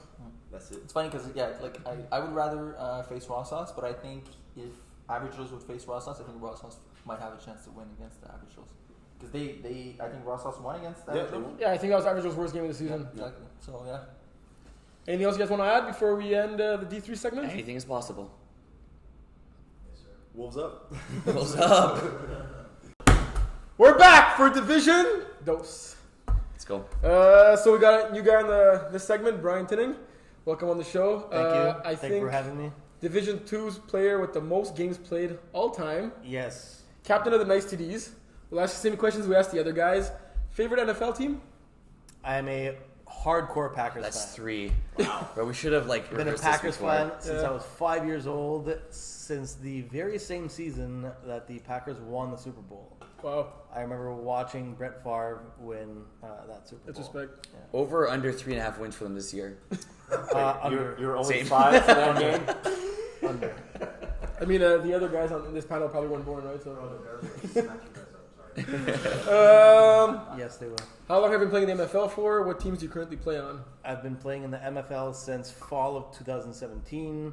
I currently play only for the Nice TDs. I have followed the Nice TDs to Div 3. I have played in a few other divisions as well, but at the present time, I play Div 2 only. And favorite MFL moment? Favorite MFL moment is winning the championship against the 7th rounders. Yeah, that was a hell of a game. Respect. Was it a close game? It was close for the first half, and Close then there was like a bad pick that they took a 2-score lead, and they Okay. Yeah. The difference maker was we had an Andrew. There was no Andrew on our team at that. The Avengers had a Thor, and we had an Andrew. Well said. Okay, so let's start right away with the playoffs. Let's go into the playoffs. We got 2 teams at the bye. We got Jagerbomb and Idaho. It's back-to-back seasons where Jagerbomb finished at the 1 seed, right? Is that going to haunt them the same way it did last fall season? I don't think so, but a question I was going to pose is who are the favorites in Division 2? Can I open it up now? Yeah. Am I allowed? Yeah, go ahead. Thank you. I'll answer the question. I'll say Idaho. You think Idaho? I think Idaho are the favorites. I Over think Thunder Buddies? I didn't say that. But yes, unbiasedly, yes, they find ways to put up points, and their defense is going to get a stop or 2. So for me, it's Idaho the favorites. If you guys cannot pick your team, who would you say are the favorites in Division 2? 100% Idaho, yeah, me too. They're too stacked. They're too good. I know for sure. Really? Yeah. We played Idaho and we beat them. So I would have to say, I'll have to go Jagerbomb. I'll have to go Jagerbomb because Simon is, not only is he a talented quarterback, but he is very, very smart. Good point. He's a very, very cerebral quarterback, and his reads are fantastic. He will know who will be open after the first 3 steps of every single person on his starting lineup. That to say, I think Jagerbomb is going to be the team to beat this year in the playoffs. Yeah, Simon's a very versatile quarterback. Like, he can do everything pretty much, and with his height and everything, like he's hard to sack. And I don't know, you're right. He's a very tough team. They're going to be a tough team to beat. So you guys all mentioned the 2 teams that have the bye with Jagerbomb and Idaho. Of course. Most of the I think Jagerbomb solely play on Jagerbomb, so they're not going to have another game before their semifinal game. Idaho have a few players that play elsewhere. How much do you think the bye helps them on top of already being somewhat of the favorites in this division? I don't think it does. I think it might be detrimental. Yeah. Really? I think yes, because Starting cold? Historically, from what I've noticed over the many years playing in the playoffs, it seems to me like oftentimes the team that had the bye, that didn't play a game earlier that particular day, ends up the ones being flat-footed and not on their game. It could work either way, but so far I would say that the teams who have had the byes are at a disadvantage. Historically. You still wanted the bye though, right? You're still playing. Oh yeah, of course. Okay, just make sure. What are you gonna add, Mike?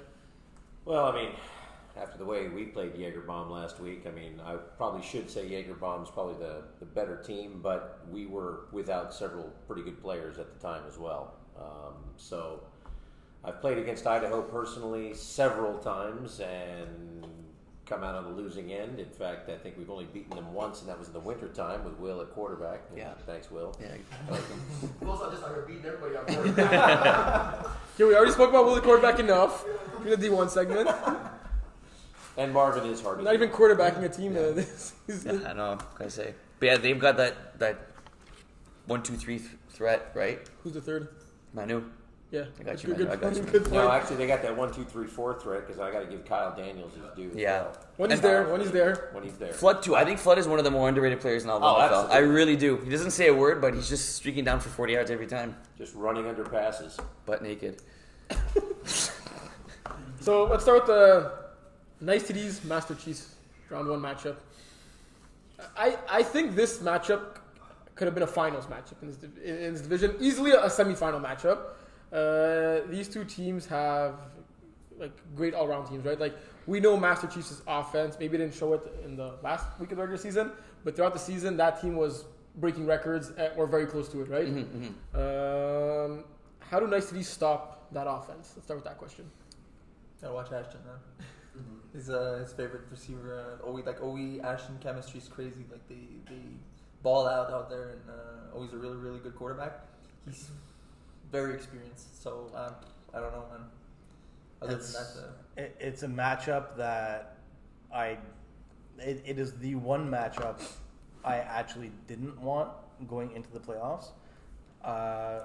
Not only because we haven't played them at all, they're the only team that we haven't played this season, but also... You played them? Yeah, we did. We played you. Oh, we beat them. You beat us. It was a very close. It was a one-score game. Everyone played everyone in D2. We were missing players that week too, though. We're missing Asheville. No, we were not missing. No, we haven't missed Ashton all year. that was week 3. I heard there was some chit-chat after the game. Yep. You're in game. It's right. After the addition of Dylan to your guys' team, and after he's been there consistently week after week, it has been from that point on that I've seen you guys as contenders. Prior to that, I'm sure everybody would agree that you guys struggled to put together winning games. But I do believe that since adding Dylan and adding an anchor to your defense and somebody who's not only very experienced but very accomplished to call that defense. I mean, you guys have a ton of talent on that defense. It's not just him. You guys also have Avery. You have Ryan McSweeney, among others.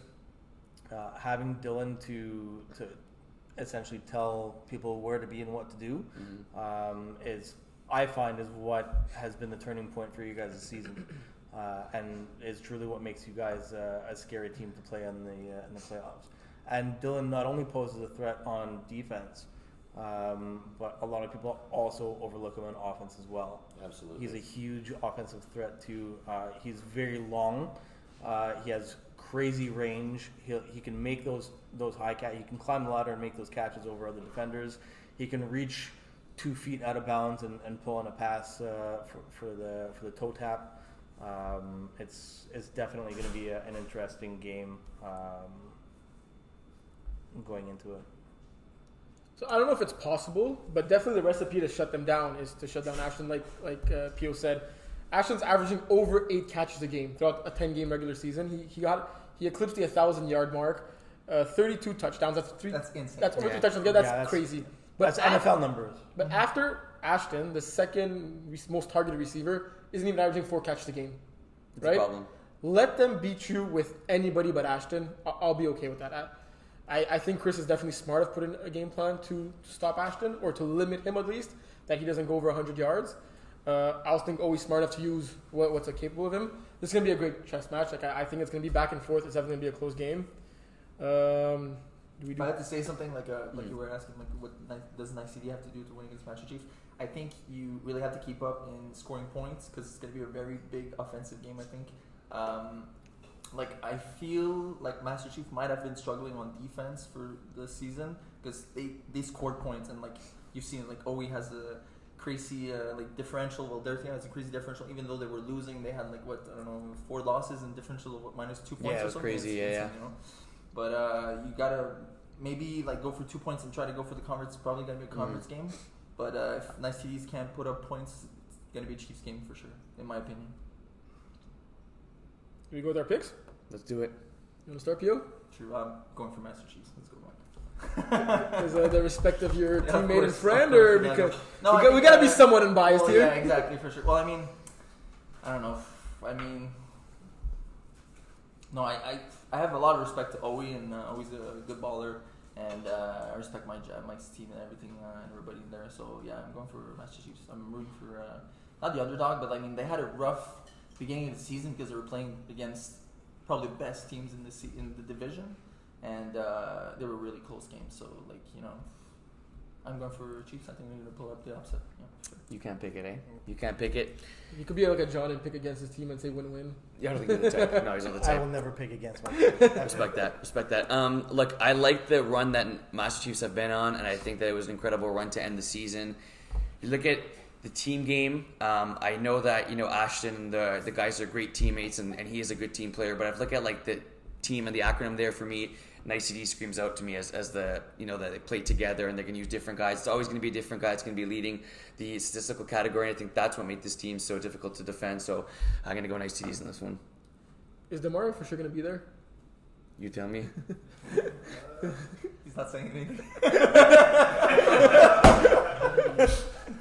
So, to me, Very stoic looking here, Brian. I think NICEDs have a great defense, and I think their sole weakness on that defense is at the rusher position.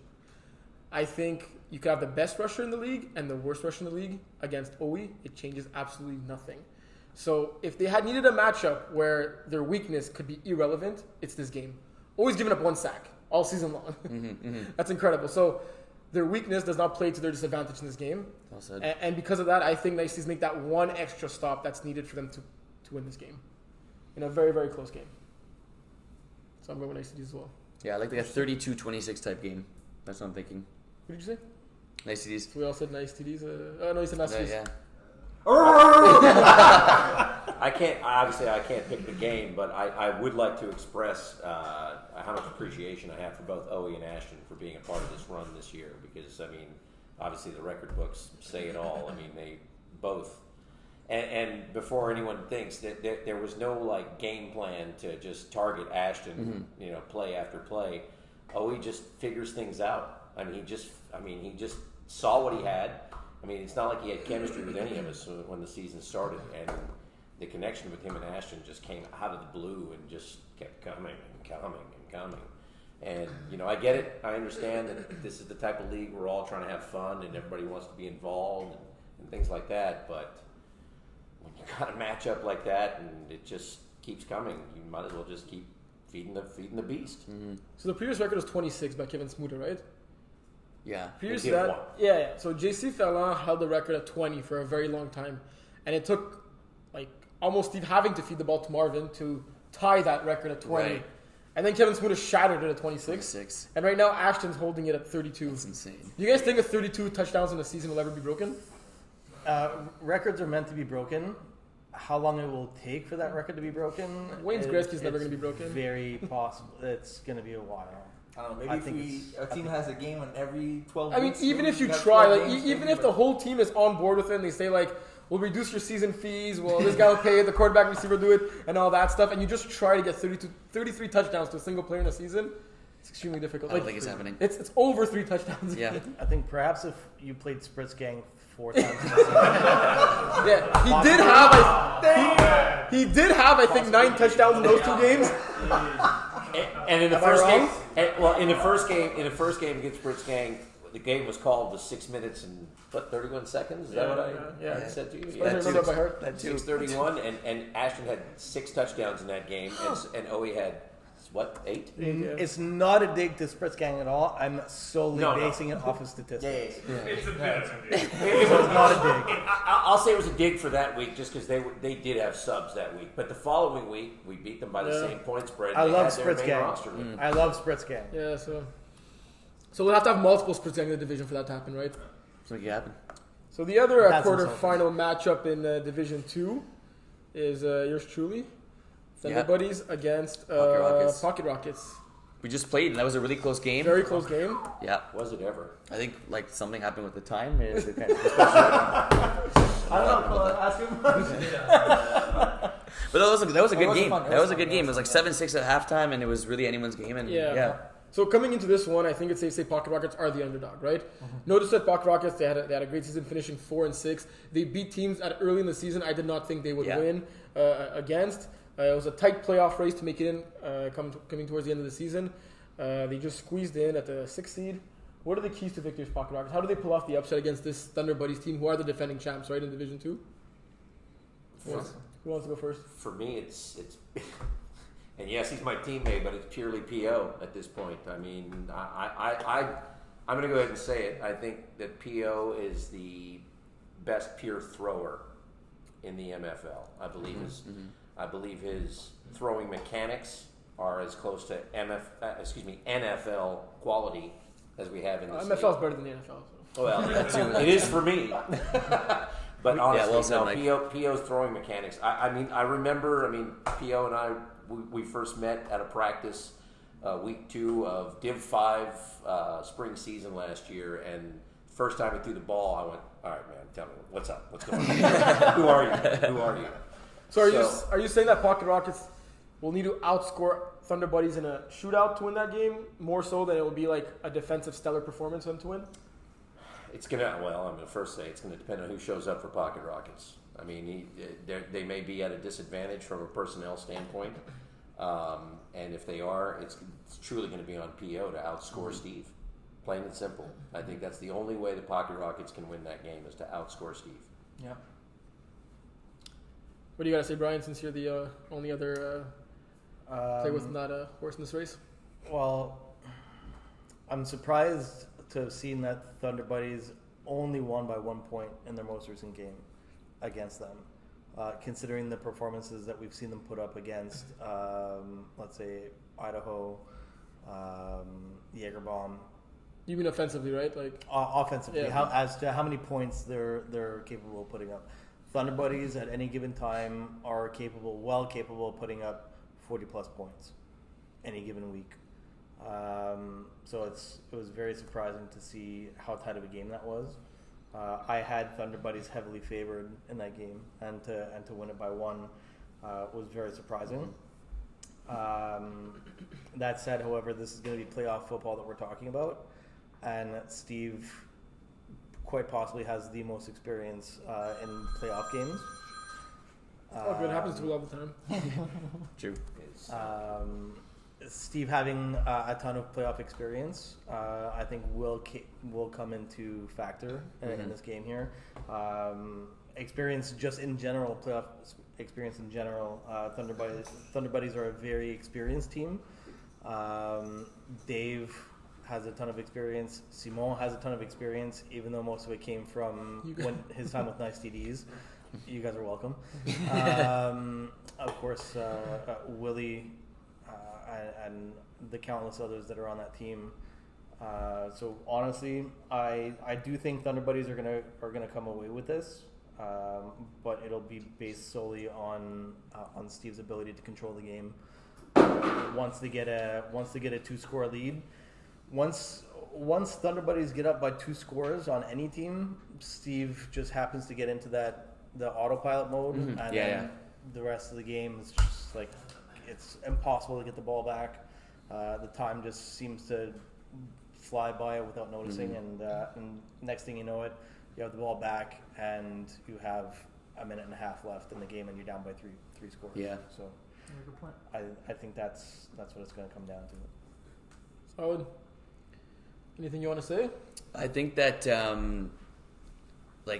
if from an outsider, if I look at that score and I say 27-26, well, it's a closer game than I would have thought. I think for us, keys to victories, if we happen to beat Pocket Rockets, then we're going to be playing Idaho, and it's like we want that rematch against Idaho. But I think a way we end up losing this game is if we look ahead of Pocket Rockets, and you see that in sports, it happens all the time, and it's really important that we take this Pocket Rockets team seriously, because like Terry said, they've beaten some great teams, they put up a heck of a fight against us, and I can assure you that we're not going to do that. But in the rare case that we do, it's going to be kind of a coin toss game. You literally took the words out of my mouth. I was going to say they cannot look ahead.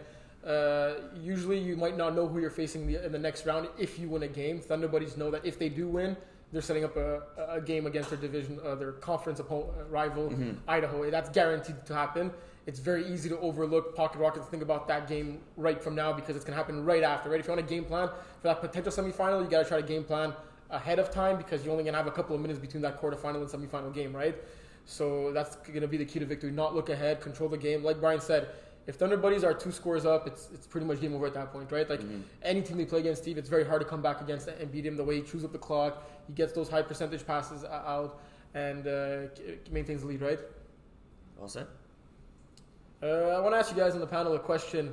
How did you guys enjoy having two conferences within a division? Because it's something we used to do very often, but with the larger divisions and the uneven number of teams within a division, it's a lot harder to do. Having an 8-team division sets up perfectly. You have two conferences of 4 teams, 3 games. You play your opponents within the conference twice. 1 game against the outer conference opponents. 2 teams get a bye. Did you guys enjoy it? Is it something we should try to push and do more often? Did it add an extra wrinkle to the season, or you just want a straight up standings at the end of the day? Not so much straight up standings. I mean, I agree with what you're saying. When you have 8 teams, it's a perfect, especially with a 10-game schedule, it's a perfect split up. You got 4 teams, and then this conference plays each other twice, just like in the NFL. When you're playing in your division, you play each other twice throughout the season. So I liked it. I thought it was actually perfect. At the same time, I'd like to see Div 2 expand in the fall. I'd like to see more teams. I mean, we've talked about obviously Average Joes maybe coming into Div 2, potentially Double Dippers potentially coming into Div 2. Obviously, I've heard now some rumors that maybe Spritz Gang may decide to drop to Div 3, so who knows? It took them a while to drop from D1 and D2. Yeah. Let's hope they understand quicker that. Bitter Boys, Spritz Gang, what's going to be their new name? I'm not sure. But they got Sour Peeps in D5. Spritz Boys. Spritz Boys. It's funny because I think Bitter Boys' first record when they came to the season, they were 9-1. Like 9 wins? Yeah, that. Yeah, I think that year you guys won the finals against 7th rounders. 7th rounders actually upset the Bitter Boys in the semifinals. Yeah. Honestly, all the respect to Spritz Gang. They're obviously a gang of very, very competitive players. But I think what their struggle has been, even though they're not in playoff contention, their biggest struggle has been to adjust to flag football and getting used to how flag football goes. They have a ton of experience when it comes to organized contact football. A lot of them have been coaches. A lot of them have played at the collegiate level and university levels. But approaching the game the same way, approaching a flag football game the same way that an organized contact game is approached, I find it's what's leading to the detriment. You can't punt in flag. And to your point, like I say this all the time, so I'm not going to say no offense because it's all offense to Steve. When you see a player like Steve being regarded as the GOAT in the MFL and you look at him straight up and you think this is one of the best flag football players in our league, anyone has the potential to be amazing in flag football. Like it's all up here more so than any athletic ability you have, especially at the quarterback position. And they have like the opposite, right? Like you said, they're great contact players. They have a bunch of experience playing 11 on 11 full field and stuff like that. But like our field is 25 yards wide. It's tiny, right? 26 now. At the end of the day, in flag football, you can't have anybody other than the quarterback calling the offensive plays. This is where flag football differs immensely from organized contact football. The quarterback is the head coach of that offense.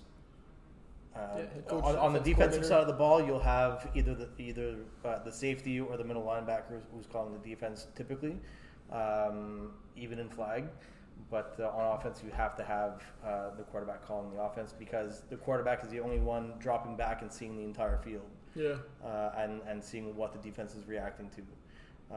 Your position players can come back and tell you what they're seeing as much as they want, but at the end of the day, as a quarterback, you're the only one that's able to see the corner hiding behind you 2 yards back that you're not able to see because you're on a hook or you're running a slant and you don't happen to feel that guy that followed you maybe for the first 2 steps and then drop back off into a zone. So it has to be the quarterback calling the plays. That's my opinion. That's where I think Spritz Gang ends up making a huge turn if they're ever able to make that change. Or do you think like in Spritz Gang huddle, like they all try to come in and try to tell to go for plays or something? No, I've heard how their offense is called. I'm not going to speak too much on it because it's. I want to hear it. I don't want to give away, how they're, who exactly. It's hard to think they calls could be plays. worse than what they are. Right? Even if give it away. Still, it's out of respect to them. I don't want to. Mention who's making the calls and from where on the field the calls are being made. But what I do know is that their quarterback is not making the calls, and I think they have to give JF that power. They have to give him that confidence, and through time, JF will be able to end up. JS, excuse me, JS will end up being able to make those calls. Because he's tremendously talented, right? Like, he Yeah. throws a nice ball. JS has Very the good, very nicest throw in the entire league. I will go as far as to say possibly even in FPF. He has the nicest throw. He can throw on a rope. He can Nice throw, like he can Fort Wayne. teardrop it. Yeah. His throwing mechanics are by far the most crisp in the entire league. Although he has to throw from a little bit further back because he's very limited as far as his mobility, but his arm talent can easily make that up. I've seen him throw on a multitude of different angles, sidearm, overhand, sometimes even underhand shovel pass, and he's able to make those throws. But at the end of the day, the right call just has to be played to get his players open in order for him to make those throws. Can I make a quick comment since we're talking about Spitz Gang? We're talking about them a lot for a podcast. I know, exactly. We're talking about playoffs and they're not in it, right? They're a team everybody wants to see succeed because they have the pieces. They have very, very talented players. I'll be very brief, but it's like I don't want to bash them or anything. I just want to give them a quick tip. I don't know, like it's a feeling that I have regarding Spritz Gang. Right now, the way they're playing and the way they're acting on the field is not MFL style, in my opinion.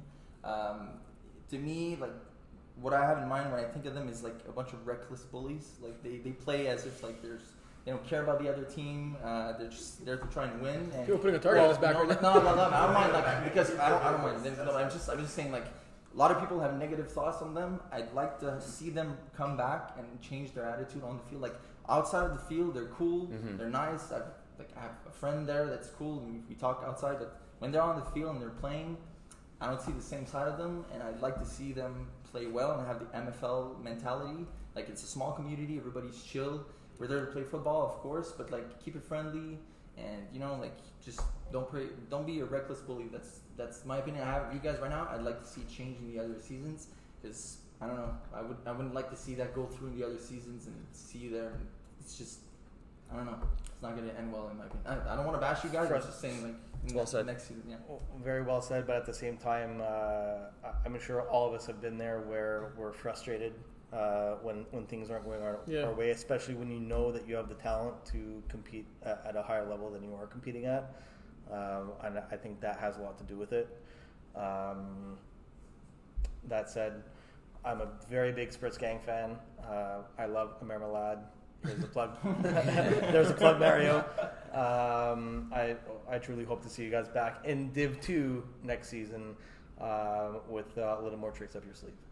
So you guys didn't answer my question on this side of the table. Did you like the format in Division 2? Oh, yes. I asked a legit fun question. We're talking about Spitz Gang for the past 10 minutes. But I enjoyed it. I think it was cool. And like Mike told me in the beginning of the season, it was cool that we were in different divisions. We could root for each other. Oh, yeah, and hope to get us in the playoffs. I said it early on, but that was really based on schedule preferences. Like we try to, since you're playing twice the same opponent and once the other ones, you really try to maximize the guy Richard who builds a schedule for us through Sched Builder. Should really try to maximize, get the preferences as high up as possible by playing your opponents and being in the same conference. Obviously, he sent it to us and we said, yeah, that's fine. Just make sure that like the top 3 teams or 4 teams that we had in mind were not all in the same division, but we left it as is, solely based on the preferences. I didn't think I would like it, but I did. Why didn't you like it? I like the 1 to 8 to keep it simple there, but I kind of like the 2. This guy playing this guy twice and vice versa. But those Thunder Buddies and Idaho games meant so much more. Exactly, that, the buys were like more important. Well, I mean, because it is only 8. I mean, obviously it's not NFL with 32 teams, but it is only 8 teams with 4 in each division. So when you're looking at the standings, it's like, wow, it looks kind of.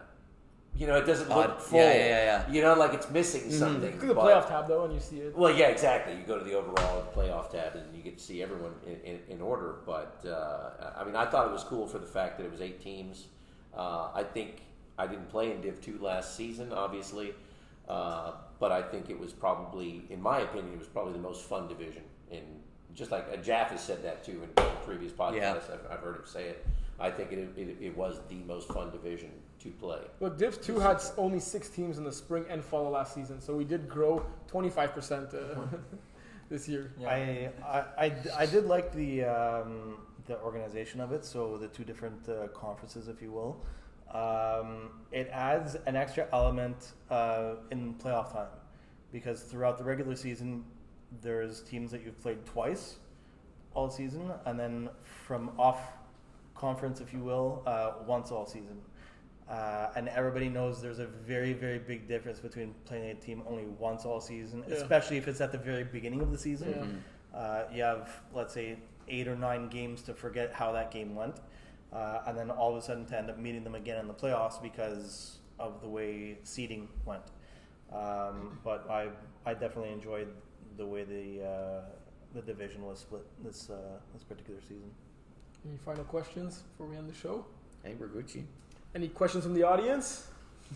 I'd like to say that it was not sponsored by Tim's or McDonald's today.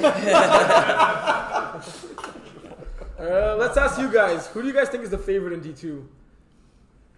Nice to use. You can't really... Sean, that's dangerous. Look at the color of Pio and Will Drink. You know. Green. Yeah, go Thunder Buddies. Who do you gotta say, John? Who's the favorite in D2? I like nice TDs as well. Eli? Aside from Chiefs, I gotta go Idaho. All right. So yeah, I think Idaho's the one that came up probably the most, and then nice TDs. A little bit of Jagerbomb. No one said Thunder Buddies. Hey. We like flying under the radar. Yeah, it's hard to do, eh? Well, I think it's Thunder Buddies are the ones essentially to beat. They're the defending champs from Division 2. So when a lot of people ask this, who is the most dangerous to face? Steve is always dangerous to face, no matter what. He can be playing in Div 2 with a potentially Div 3 roster, and he can still find ways to win. So I think it's more so, aside from Thunder, I think the question is, who do most people think Thunder Buddies will be playing in the finals? And you to me, that's what the question. You brought an interesting point during the season. I think no one has won Division 2 more than once, right? Correct. There has been 0 repeat champs under the same team name. Yeah. Very important to mention. Well, who's won it under different franchises? Red and Outlaws, right? Complete different. No. Red Raiders and Honor Game. Oh, okay, yeah, but it was Mike Roy and Dave Dow. Different quarterbacks, but But Dave Dow won it Honor Game 1 Division 2. With you, no? That was in winter. Oh, wow. When did we go undefeated? In winter. Oh, okay. It was winter season. That was winter season. Yeah. So right now, Nice Cities and Thunderbirds have the potential to being the first. Excuse me. Red Zone. Oh, it was Red Zone and Red Raider. Red Zone didn't win it in Division. Oh, yes, they did. Yes, they did. Red Zone and Red Yes, Raider. yes. Red Zone won it the first year they came into MFL, and then Red Raiders won the first year they came into MFL, Yes. and then Red Zone won the year they did not make the playoffs. Yeah. Go figure. Correct. Only in the MFL, eh? Only in the MFL. Some people say 1, some say and some say uno. Division 1, folks. Let's get it going. How did you hear that before coming today? Damn, bro, I'm just good on the fly. What can I say? So we got 2 new guests. Well, actually, Manu was already on. We got a new guest, Flash, the man himself, Andrew Grant. How's it feel to be on the show? Feels good. Feels good. Long time waiting. Let's get this out of the way. Andrew led the D1 in almost every statistical category, offensively and defensively, which is not unheard of, but it's only happened very, very, very few times. I think the last person to do that was Marvin, right? Yes. For the Outlaws. Or not, it wasn't Outlaws, with the Red Raiders. With Red Raiders, and then Cheyenne had done it with the Outlaws, so it's only been done twice before. Nice. Let's ask you the same questions we asked the other fellas that were on. Favorite NFL team? 49ers. 49ers? Yeah. What else did I ask? Favorite MFL moment? My favorite MFL moment. God. I'll give you a hint. Mine is shared with you and Chris. I've had a few. So what was yours? Maybe it'd be the same thing. Beating Gokuk when Kevin said it was the biggest upset in MFL I history. was Come gonna on say now, that. stop hating on I was us, gonna say baby. that. I was gonna say that. Like, What happened after that game? That was like our first time. lost, doesn't matter. Yeah, that was like our first time. That was fun. And I had just lost to them in PT Cuck and Div 2 like an hour before. So True. It was like it was good. It was proper. That is my top definitely MFL moment.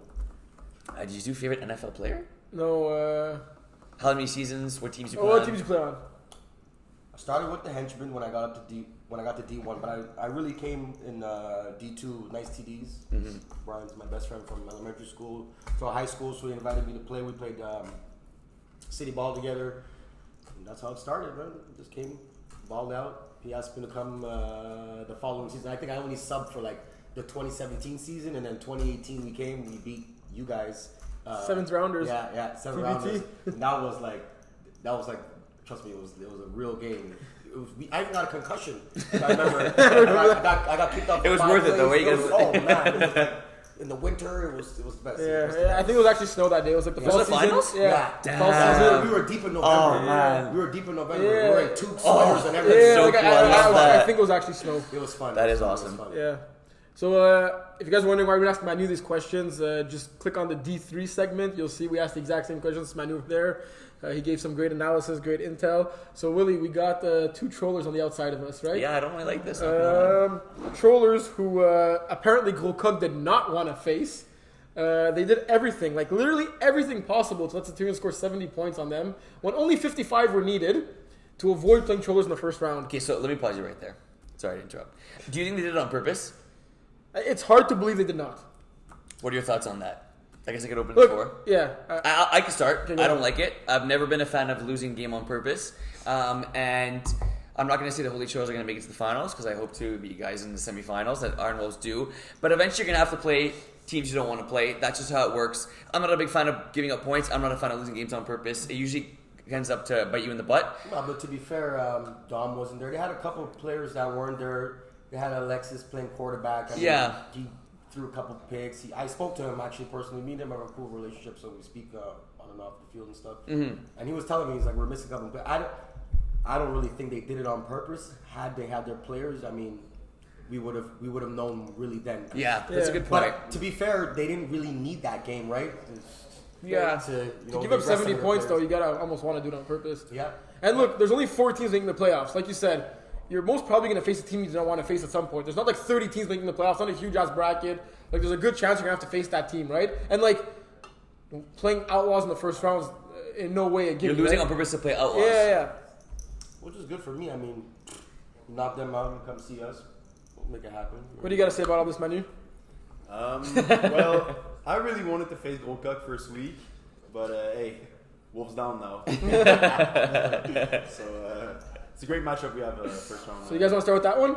Yeah, let's do it. So you guys faced each other 3 times this season, right? Yeah.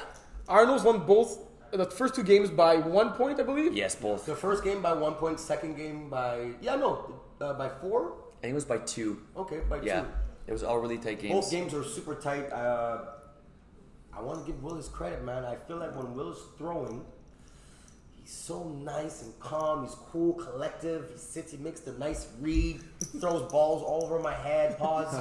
I enjoy playing Will rather than Demario. Demario's my teammate. Yeah. You know, so it's a pretty good matchup. I'm not gonna lie. It's a pretty good matchup. Appreciate that. Thank He you. hasn't thrown not one ball my way, but He knows. but he threw one. I took it home. He threw one, took it home, but that was the last time. He never threw my way. Learn my lesson. Never threw my way again, so I appreciate that. Yeah, so I really wonder who's going to be QB for that game. Me too. It's gonna be Demario. Probably Demario. For me, it causes a bit of problem because I'm rushing, but I'm trying to figure out how to contain him, and hopefully don't let him too much time to just play breaks down and he finds someone just back-footed. He can throw the whole field. This guy is super athletic. Also, his running ability is there, but I feel like we have a good chance to go win it. Well, I think like to give you like think of Holy Trollers thinking about offense, right? And like Yeah, Max and the balls you got on offense, but like you guys have a really solid defense, and I don't know if Dylan calls your defense. I assume he does, but Dylan had my number this week. He picked me off twice. He picked me off the first time we played each other. You guys have a solid defense for D1. You know you're going to give up points because that's what Division 1 is about. But I think that with your defenses, you capitalize off other teams' mistakes. Yeah. You guys don't miss tackles. You guys don't create penalties. There's a few miscommunications sometimes on players breaking open. But overall, I think like defensive, you guys are a very good team, and no matter who's throwing for us, and no matter how many points we put up, I think that you guys have like a sweet spot there in your defense because defense is hard to play in D1, and you guys have a solid defense. Just want to add something in there. I was watching a podcast after a few weeks. You said Trollers would be the team that didn't want to play Iron Wolves. So I didn't go to sleep that whole week. Figuring out that I was going to come out on Saturday and show you why you wouldn't want to play. Because appreciate our podcasting that much. Because theoretically, if you look at the games, right? Like if you go through the score summary, it was tit for tat the whole way. 100%. So it's not like I don't think anyone fears anyone. Well, with 4 teams, I don't. Yeah. And we all know it's each safe to other. say any team could win the championship, right? Right. Who's throwing for Trollers? Is Max going to be there? Right now, I'm under the impression Max will be there. I'm not 100% sure the probability. Yeah, how healthy he is. If I want to Is say. Vinny also going to be there? Vinny will be. But there. Vinny balled out like. Vinny's 1-0 against the Wolves, Vinny, and Max is 0-2, right? Vinny does his job, man. He knows he got a nice little connection with Haney. I like it. Yeah. Because Haney's a great player. He deserves. I feel like sometimes what. The second half of the season, Haney's been balling out. Yeah. I got to give him credit. Yeah. And he helped me with my finger too. I got to thanks to him with my finger And too. helped her, Yeah. Ash on his Look team, like it's hard to Yeah. So, but him implementing that little offensive push for us is really big, and little Dylan he inputs too, so it goes actually really well. Even Manuel's a snapper. If you guys saw him this week, Yeah. he does his job. So Hearing sounds? Yeah, I hear a little. Yeah, that's me. Oh. Julian. You got ice. That up on the mic though. So yeah, since I'm the only one that's not playing in this game, what I gotta say is that look, Trollers finished in the 4th seed, but I don't even think it's arguable. I think on paper they have the best roster in this division. Not to say that they're the best team, but on paper you look at every individual player on this team, and the talent as a whole is incredible. Like everyone has top end talent, but I think you take Trollers as 6th best player, and he's better than anyone else 6th best player across the board. But Iron Wolves, the way they went on that 6-game win streak, playing as a team, whether DeMario was a quarterback, whether Will was a quarterback, whether you guys were down 2 or 3 scores, the way you guys played, I just think the emotions were so in check, and that's the thing that Trollers got to work on the most. Absolutely. If you guys are up big or down big, or if it's a tight game, you guys are veterans. You guys got to rally the troops, man. Absolutely. You guys got some hot heads, very emotional players in this team. Sometimes they blame the refs, sometimes they're blaming other players, sometimes you guys are blaming your own players, but you guys got to keep focused. I agree. If Trollers had, I don't know, like the Smuda mentality or the Outlaws mentality when they won those trips, like how they were just like eyes on the prize and like no matter what happened with the rest, this is before the Jeff Simon thing and all that stuff. That like focus, like they would be the clear cut favorites.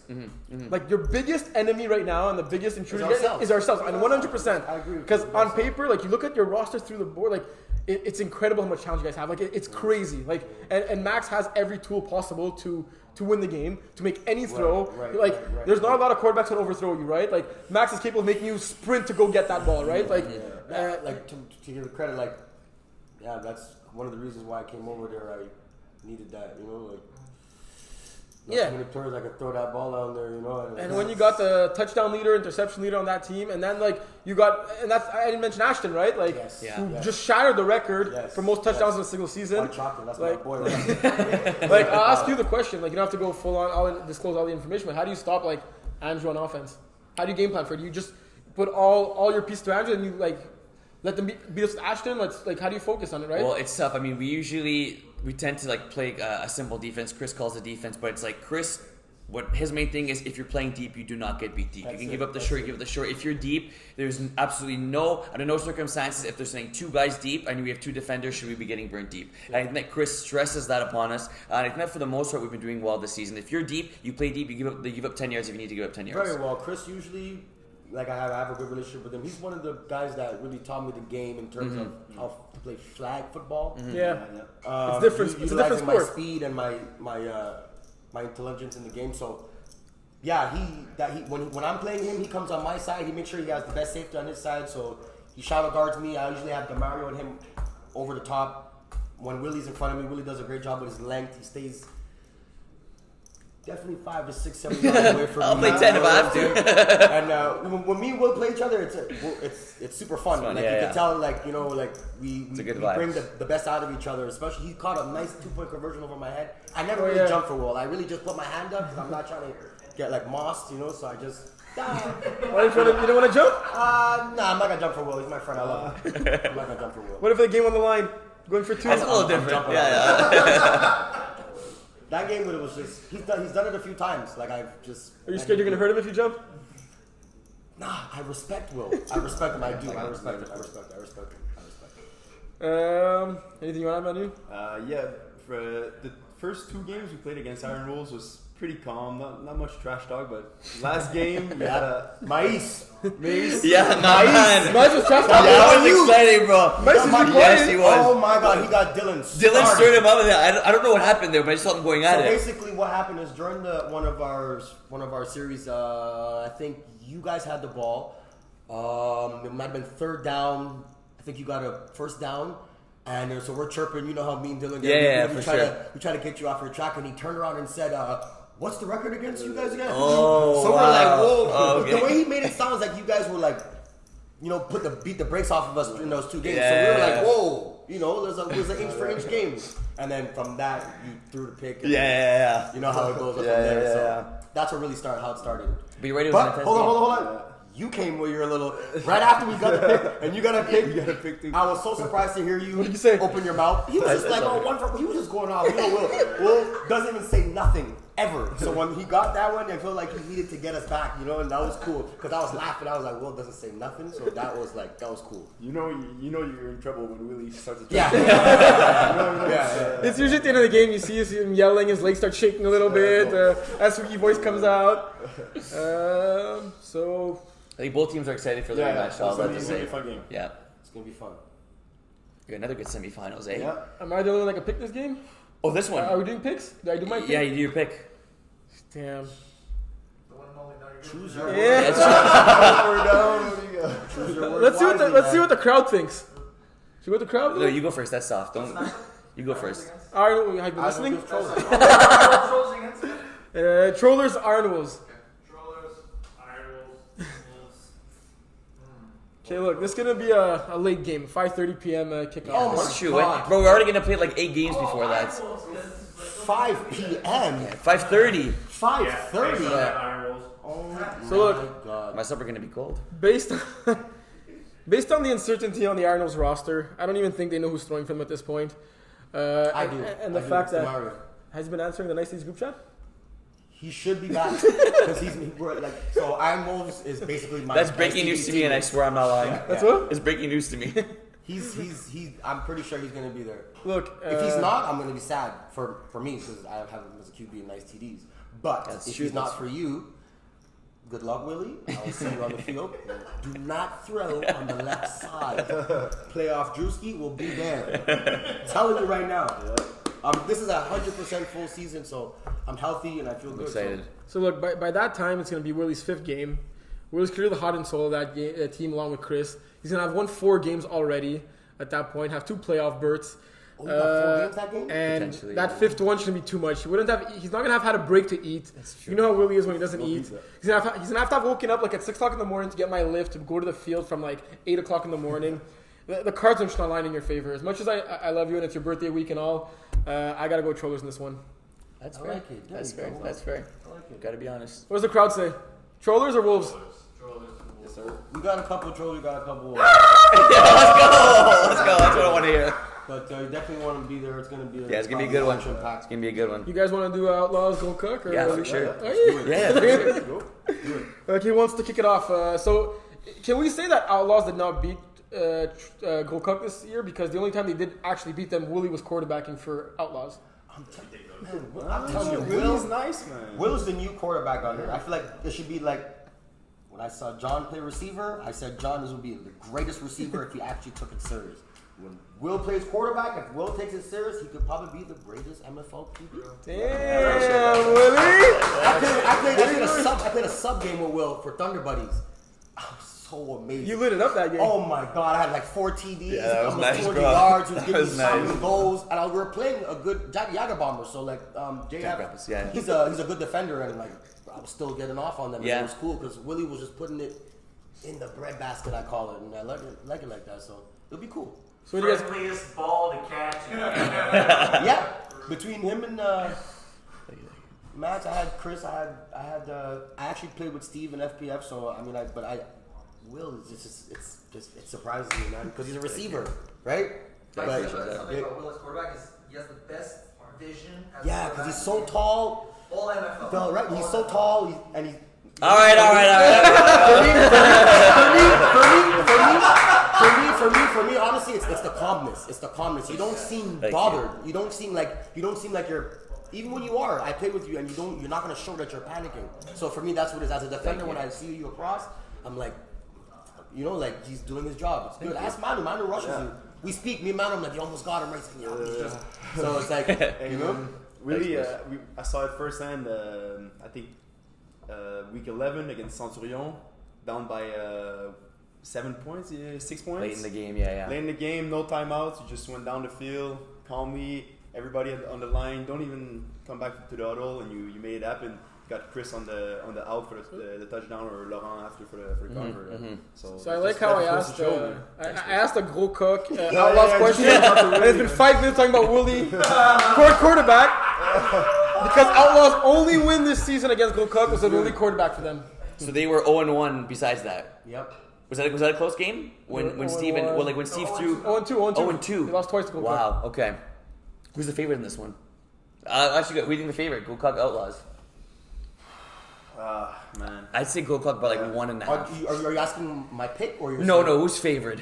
Who's favorite? I know. Yeah. I know Kevin. Kevin must have picked Gros Coq. Kevin must have picked Gros Kevin Coq. Gousset? Yeah, I think he did. Kevin must have picked Gros Coq. But he doesn't decide who's favorite or not. Maybe he does. No, it's actually not about points. Well, because he does the predictions and stuff, so I'm thinking they're pretty much wrong. He's probably last in the pool in your standings here. Yeah. He's been wrong all the years this year. So let's go keys to victory. Keys to victory for who? Keys to victory for Gros Coq, Andrew. Keys to victory for Gros Coq. Gros Coq. Yeah. My man Dom. He needs to keep being able to extend these plays. I feel like Tyler's just as fast as Dom. That's gonna be a fun matchup. Tyler's just as fast. He runs straight. He's got a nice hand-eye coordination when he's gonna deflag. Dom has to stay disciplined, keep running around, make sure his receivers do his little. Because it's undeniable. When Dom runs around, makes time. You can only cover for about 2-3 seconds. Of course. Yeah. So I feel like that is the key. He buys time to find receivers to make it open, to get them open. But you know what I like about Dom is that I felt like he used to scramble to run. Now he scrambles to make the throw. And he keeps his eyes upfield, so it's like instead of a 5 to 6 yard run or a 10-yard run, it becomes like a 20-yard gain. Guys you know like what him I mean? and DeMario can run at will anytime. Yeah. And you could see. I didn't play them a lot season. You could tell when they're going to use their legs, when they're not, short down yardage. If it's too long, they got their key players who they go to on 3rd down or on 1st down, 2nd down. They have a somewhat of a deep threat in Ferran, so it's going to be. I think it's going to be great. I want to see that. I'm curious to see what the matchup is going to be like in terms of who lines up. Yeah, me too. Because Spetna, man, Jesus, he's like I'm covering a tower. Literally. There, so that has hands. I don't know. There's nobody really tall over there on Gros Coq, so they just got a lot of speed. Keys to victory, Outlaws. Man, it's a bit like Andrew said. The opposite is going to be with Tyler. Is he going to be able to contain Dom? Is a really hard QB to rush, but Tyler, man, I play with him in FPF, and I've seen him rush good QBs, so I have faith in him that he can shut him down. But that said, you still got to cover the guys. Vincent, the snapper, is always open, so you got to find a way to stop him, especially on 3rd, 4th down. Dummy's looking for him, so try to cover Vincent and let the guys beat you, the other guys, because you have Ferrand, who's the deep threat. Right. But I said that, but everybody on Gros Coq is good. Like they don't have weaknesses. They've been together for a long time, that's right? it. Yeah. So with the chemistry plays a big part. They've been in these big games a lot of times against some of the best teams. So I feel like they kind of got it figured out in terms of when the time, crunch time. Yeah. Who are you picking this game and why? I'm going to go 47-46. Whoa. Regulation, overtime? Regulation. Okay. 46-40. Steve scores a touchdown to Svetna. A minute 25 on the clock. Gros Coq has no timeouts. March down the field, score a touchdown, 1-point conversion for the win, last play of the game. Gros Coq win 47-46. And I think the reason is we talk about consistency, okay? The Outlaws are the Outlaws, we know that. But this year the Outlaws have been the Outlaws, if that makes any sense. They've won games they should. They haven't really upset teams. For me, Outlaws win this game if Sven has over 100 receiving yards. If he doesn't, they don't win this game. I think that he has a big game. Let's see, 2 touchdowns, 75 yards, 6 catches. I just think that Lake Gokuk, even after winning the championship last season, I still think they feel that they're viewed as an underdog type team, and I think they use that to their advantage, so they win this game. Gokuk win by 1. Like, before you just mentioned it right now, no one mentioned that the Gokuk are the defending champions of the division, right? And like that carries weight coming to the playoffs, right? I don't think they're viewed as the underdogs. I think they were so confident going to the playoffs. They had the 1 seed that they said we could even lose by 70, and we don't give a damn, right? So there's no underdog mentality for them right now. Dom had a great season. They got Brest back. They got ballers across the board. Alexi, Boris, Vince in the middle. Like, this team is just so strong right now. And the Outlaws is not the Outlaws we've been seeing in the past, right? How many games did Smuda play? He played 5. How many of those games was he healthy? Who knows if it was even 2, right? Ariel played 5 games this season. Dave Gostkowski only played 5 games with the Outlaws. This team has been having roster inconsistencies all season long. Steve plays on a bunch of teams. He throws to a lot of these guys, but it's not the same when you're not consistently throwing every Saturday to those guys. When was the last time Outlaws don't have a winning record? They finished 5-5 this season. They're averaging 34 points against a game. I don't even think right now they can keep up with Gokuk in this game. Like, really, shocker! I don't think this game. This game, I think, has the possibility of not being close. Really, I feel defensively they won't be able to. Outlaws, I don't. They haven't had that chemistry all season long. Outlaws. So if I tell you Gokuk win by 18, you wouldn't be surprised. I would not be surprised. Really, wow. Look at the group. Look at the Outlaws group of guys, and look at the way when Outlaws are down in games, there was a different like ambiance, cohesion to them in seasons past compared to this season. And look at their attitude.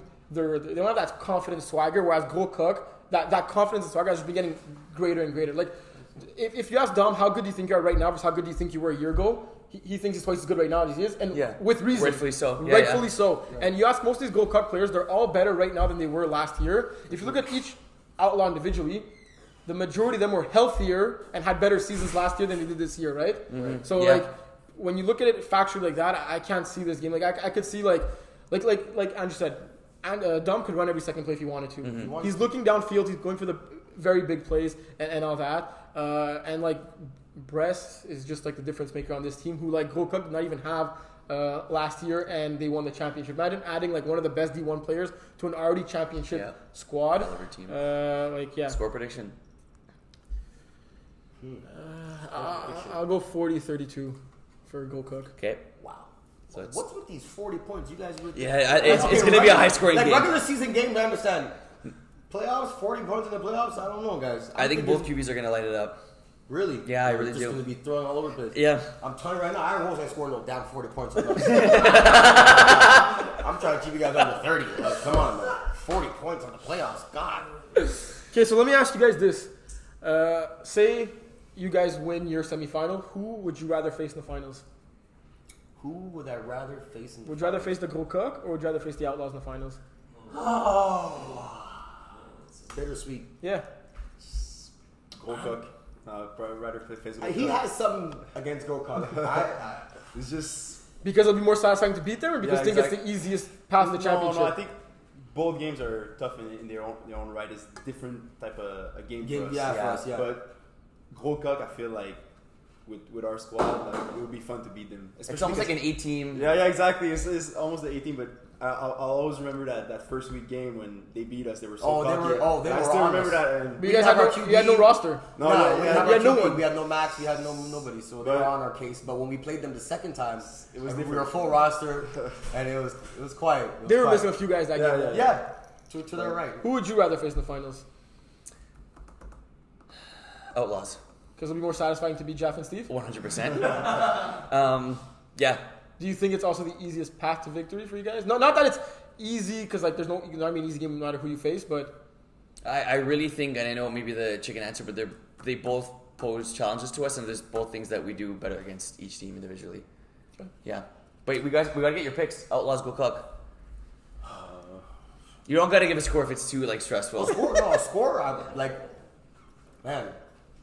We're talking about the 40, so I'm going to say, I would say 36-32 for Outlaws.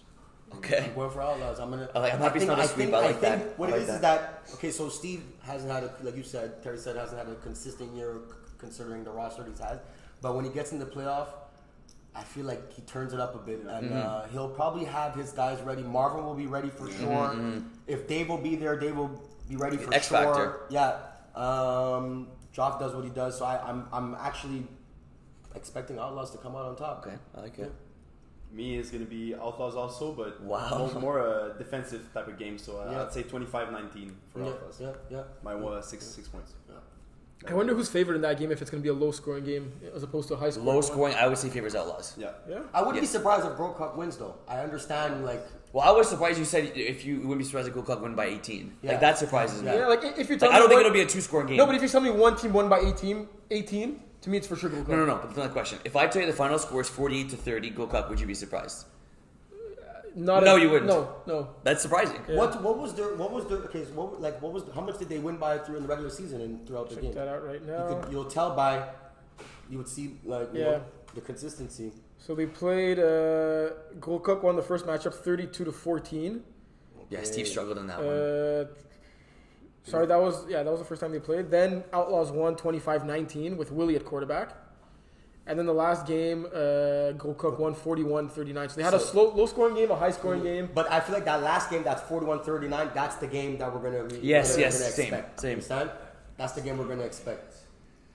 Yeah. I'm excited for both games. I wish they were at different times so I could play one and watch one. Yeah. This is cool. This is cool. I'm actually really excited. I like the way the league, the way we're going with these podcasts and stuff. We're getting a lot of publicity. It's pretty cool, man. If you get an extra sub, you can not play defense. And watch the other. That's true. Maybe. I know you want to sub for Iron Wolves against Rollers? Do you play offense? If you don't play offense, play on defense. Will asked me to do that one day when he almost got me. I like playing with him, and I looked. I'm like, oh wait, if I go and I win with the Iron Wolves, that's like one game over us. I'm like, I can't. You did your homework. Yeah, I can't do it. Anything else you want to ask these guys before we end the D1 segment? What other interesting things we do? What are you guys having for lunch on Saturday? And how are you guys going to have lunch Saturday if you have a bunch of games? And if you're off, can one of you guys buy me pizza? I'll pay you back. I got you. I was got you. You still drink red roasted tea or whatever you do there? Yeah, I like tea. I like tea. Yeah, Mommy brings me my tea, but it's a little bit of milk. All right, Yeah. I got you. Appreciate that. Hey guys, let's sing happy birthday to Willie because it's his birthday this week. Oh, really? All together. Happy birthday to you. Thank you. Happy birthday to you. Willie. Happy birthday, dear Willie. Happy birthday to you. 18 years old. All right. Very special show. Yeah. We'll try to do it again. Yes. No guarantees, no promises. It really High fives all around. High fives all around. For one big happy family. All right. Playoffs this Saturday. Andrew's not in. Hey, don't forget, fall registration is open. Let us know if you want to sign up. You still have to email us. Even though, don't assume that we know you're coming back. Confirm it. Yeah. We'll see you guys on Saturday. Playoffs. Don't forget, early start. We're starting 8:30 in the morning. Oh man. MFL for life. Woo!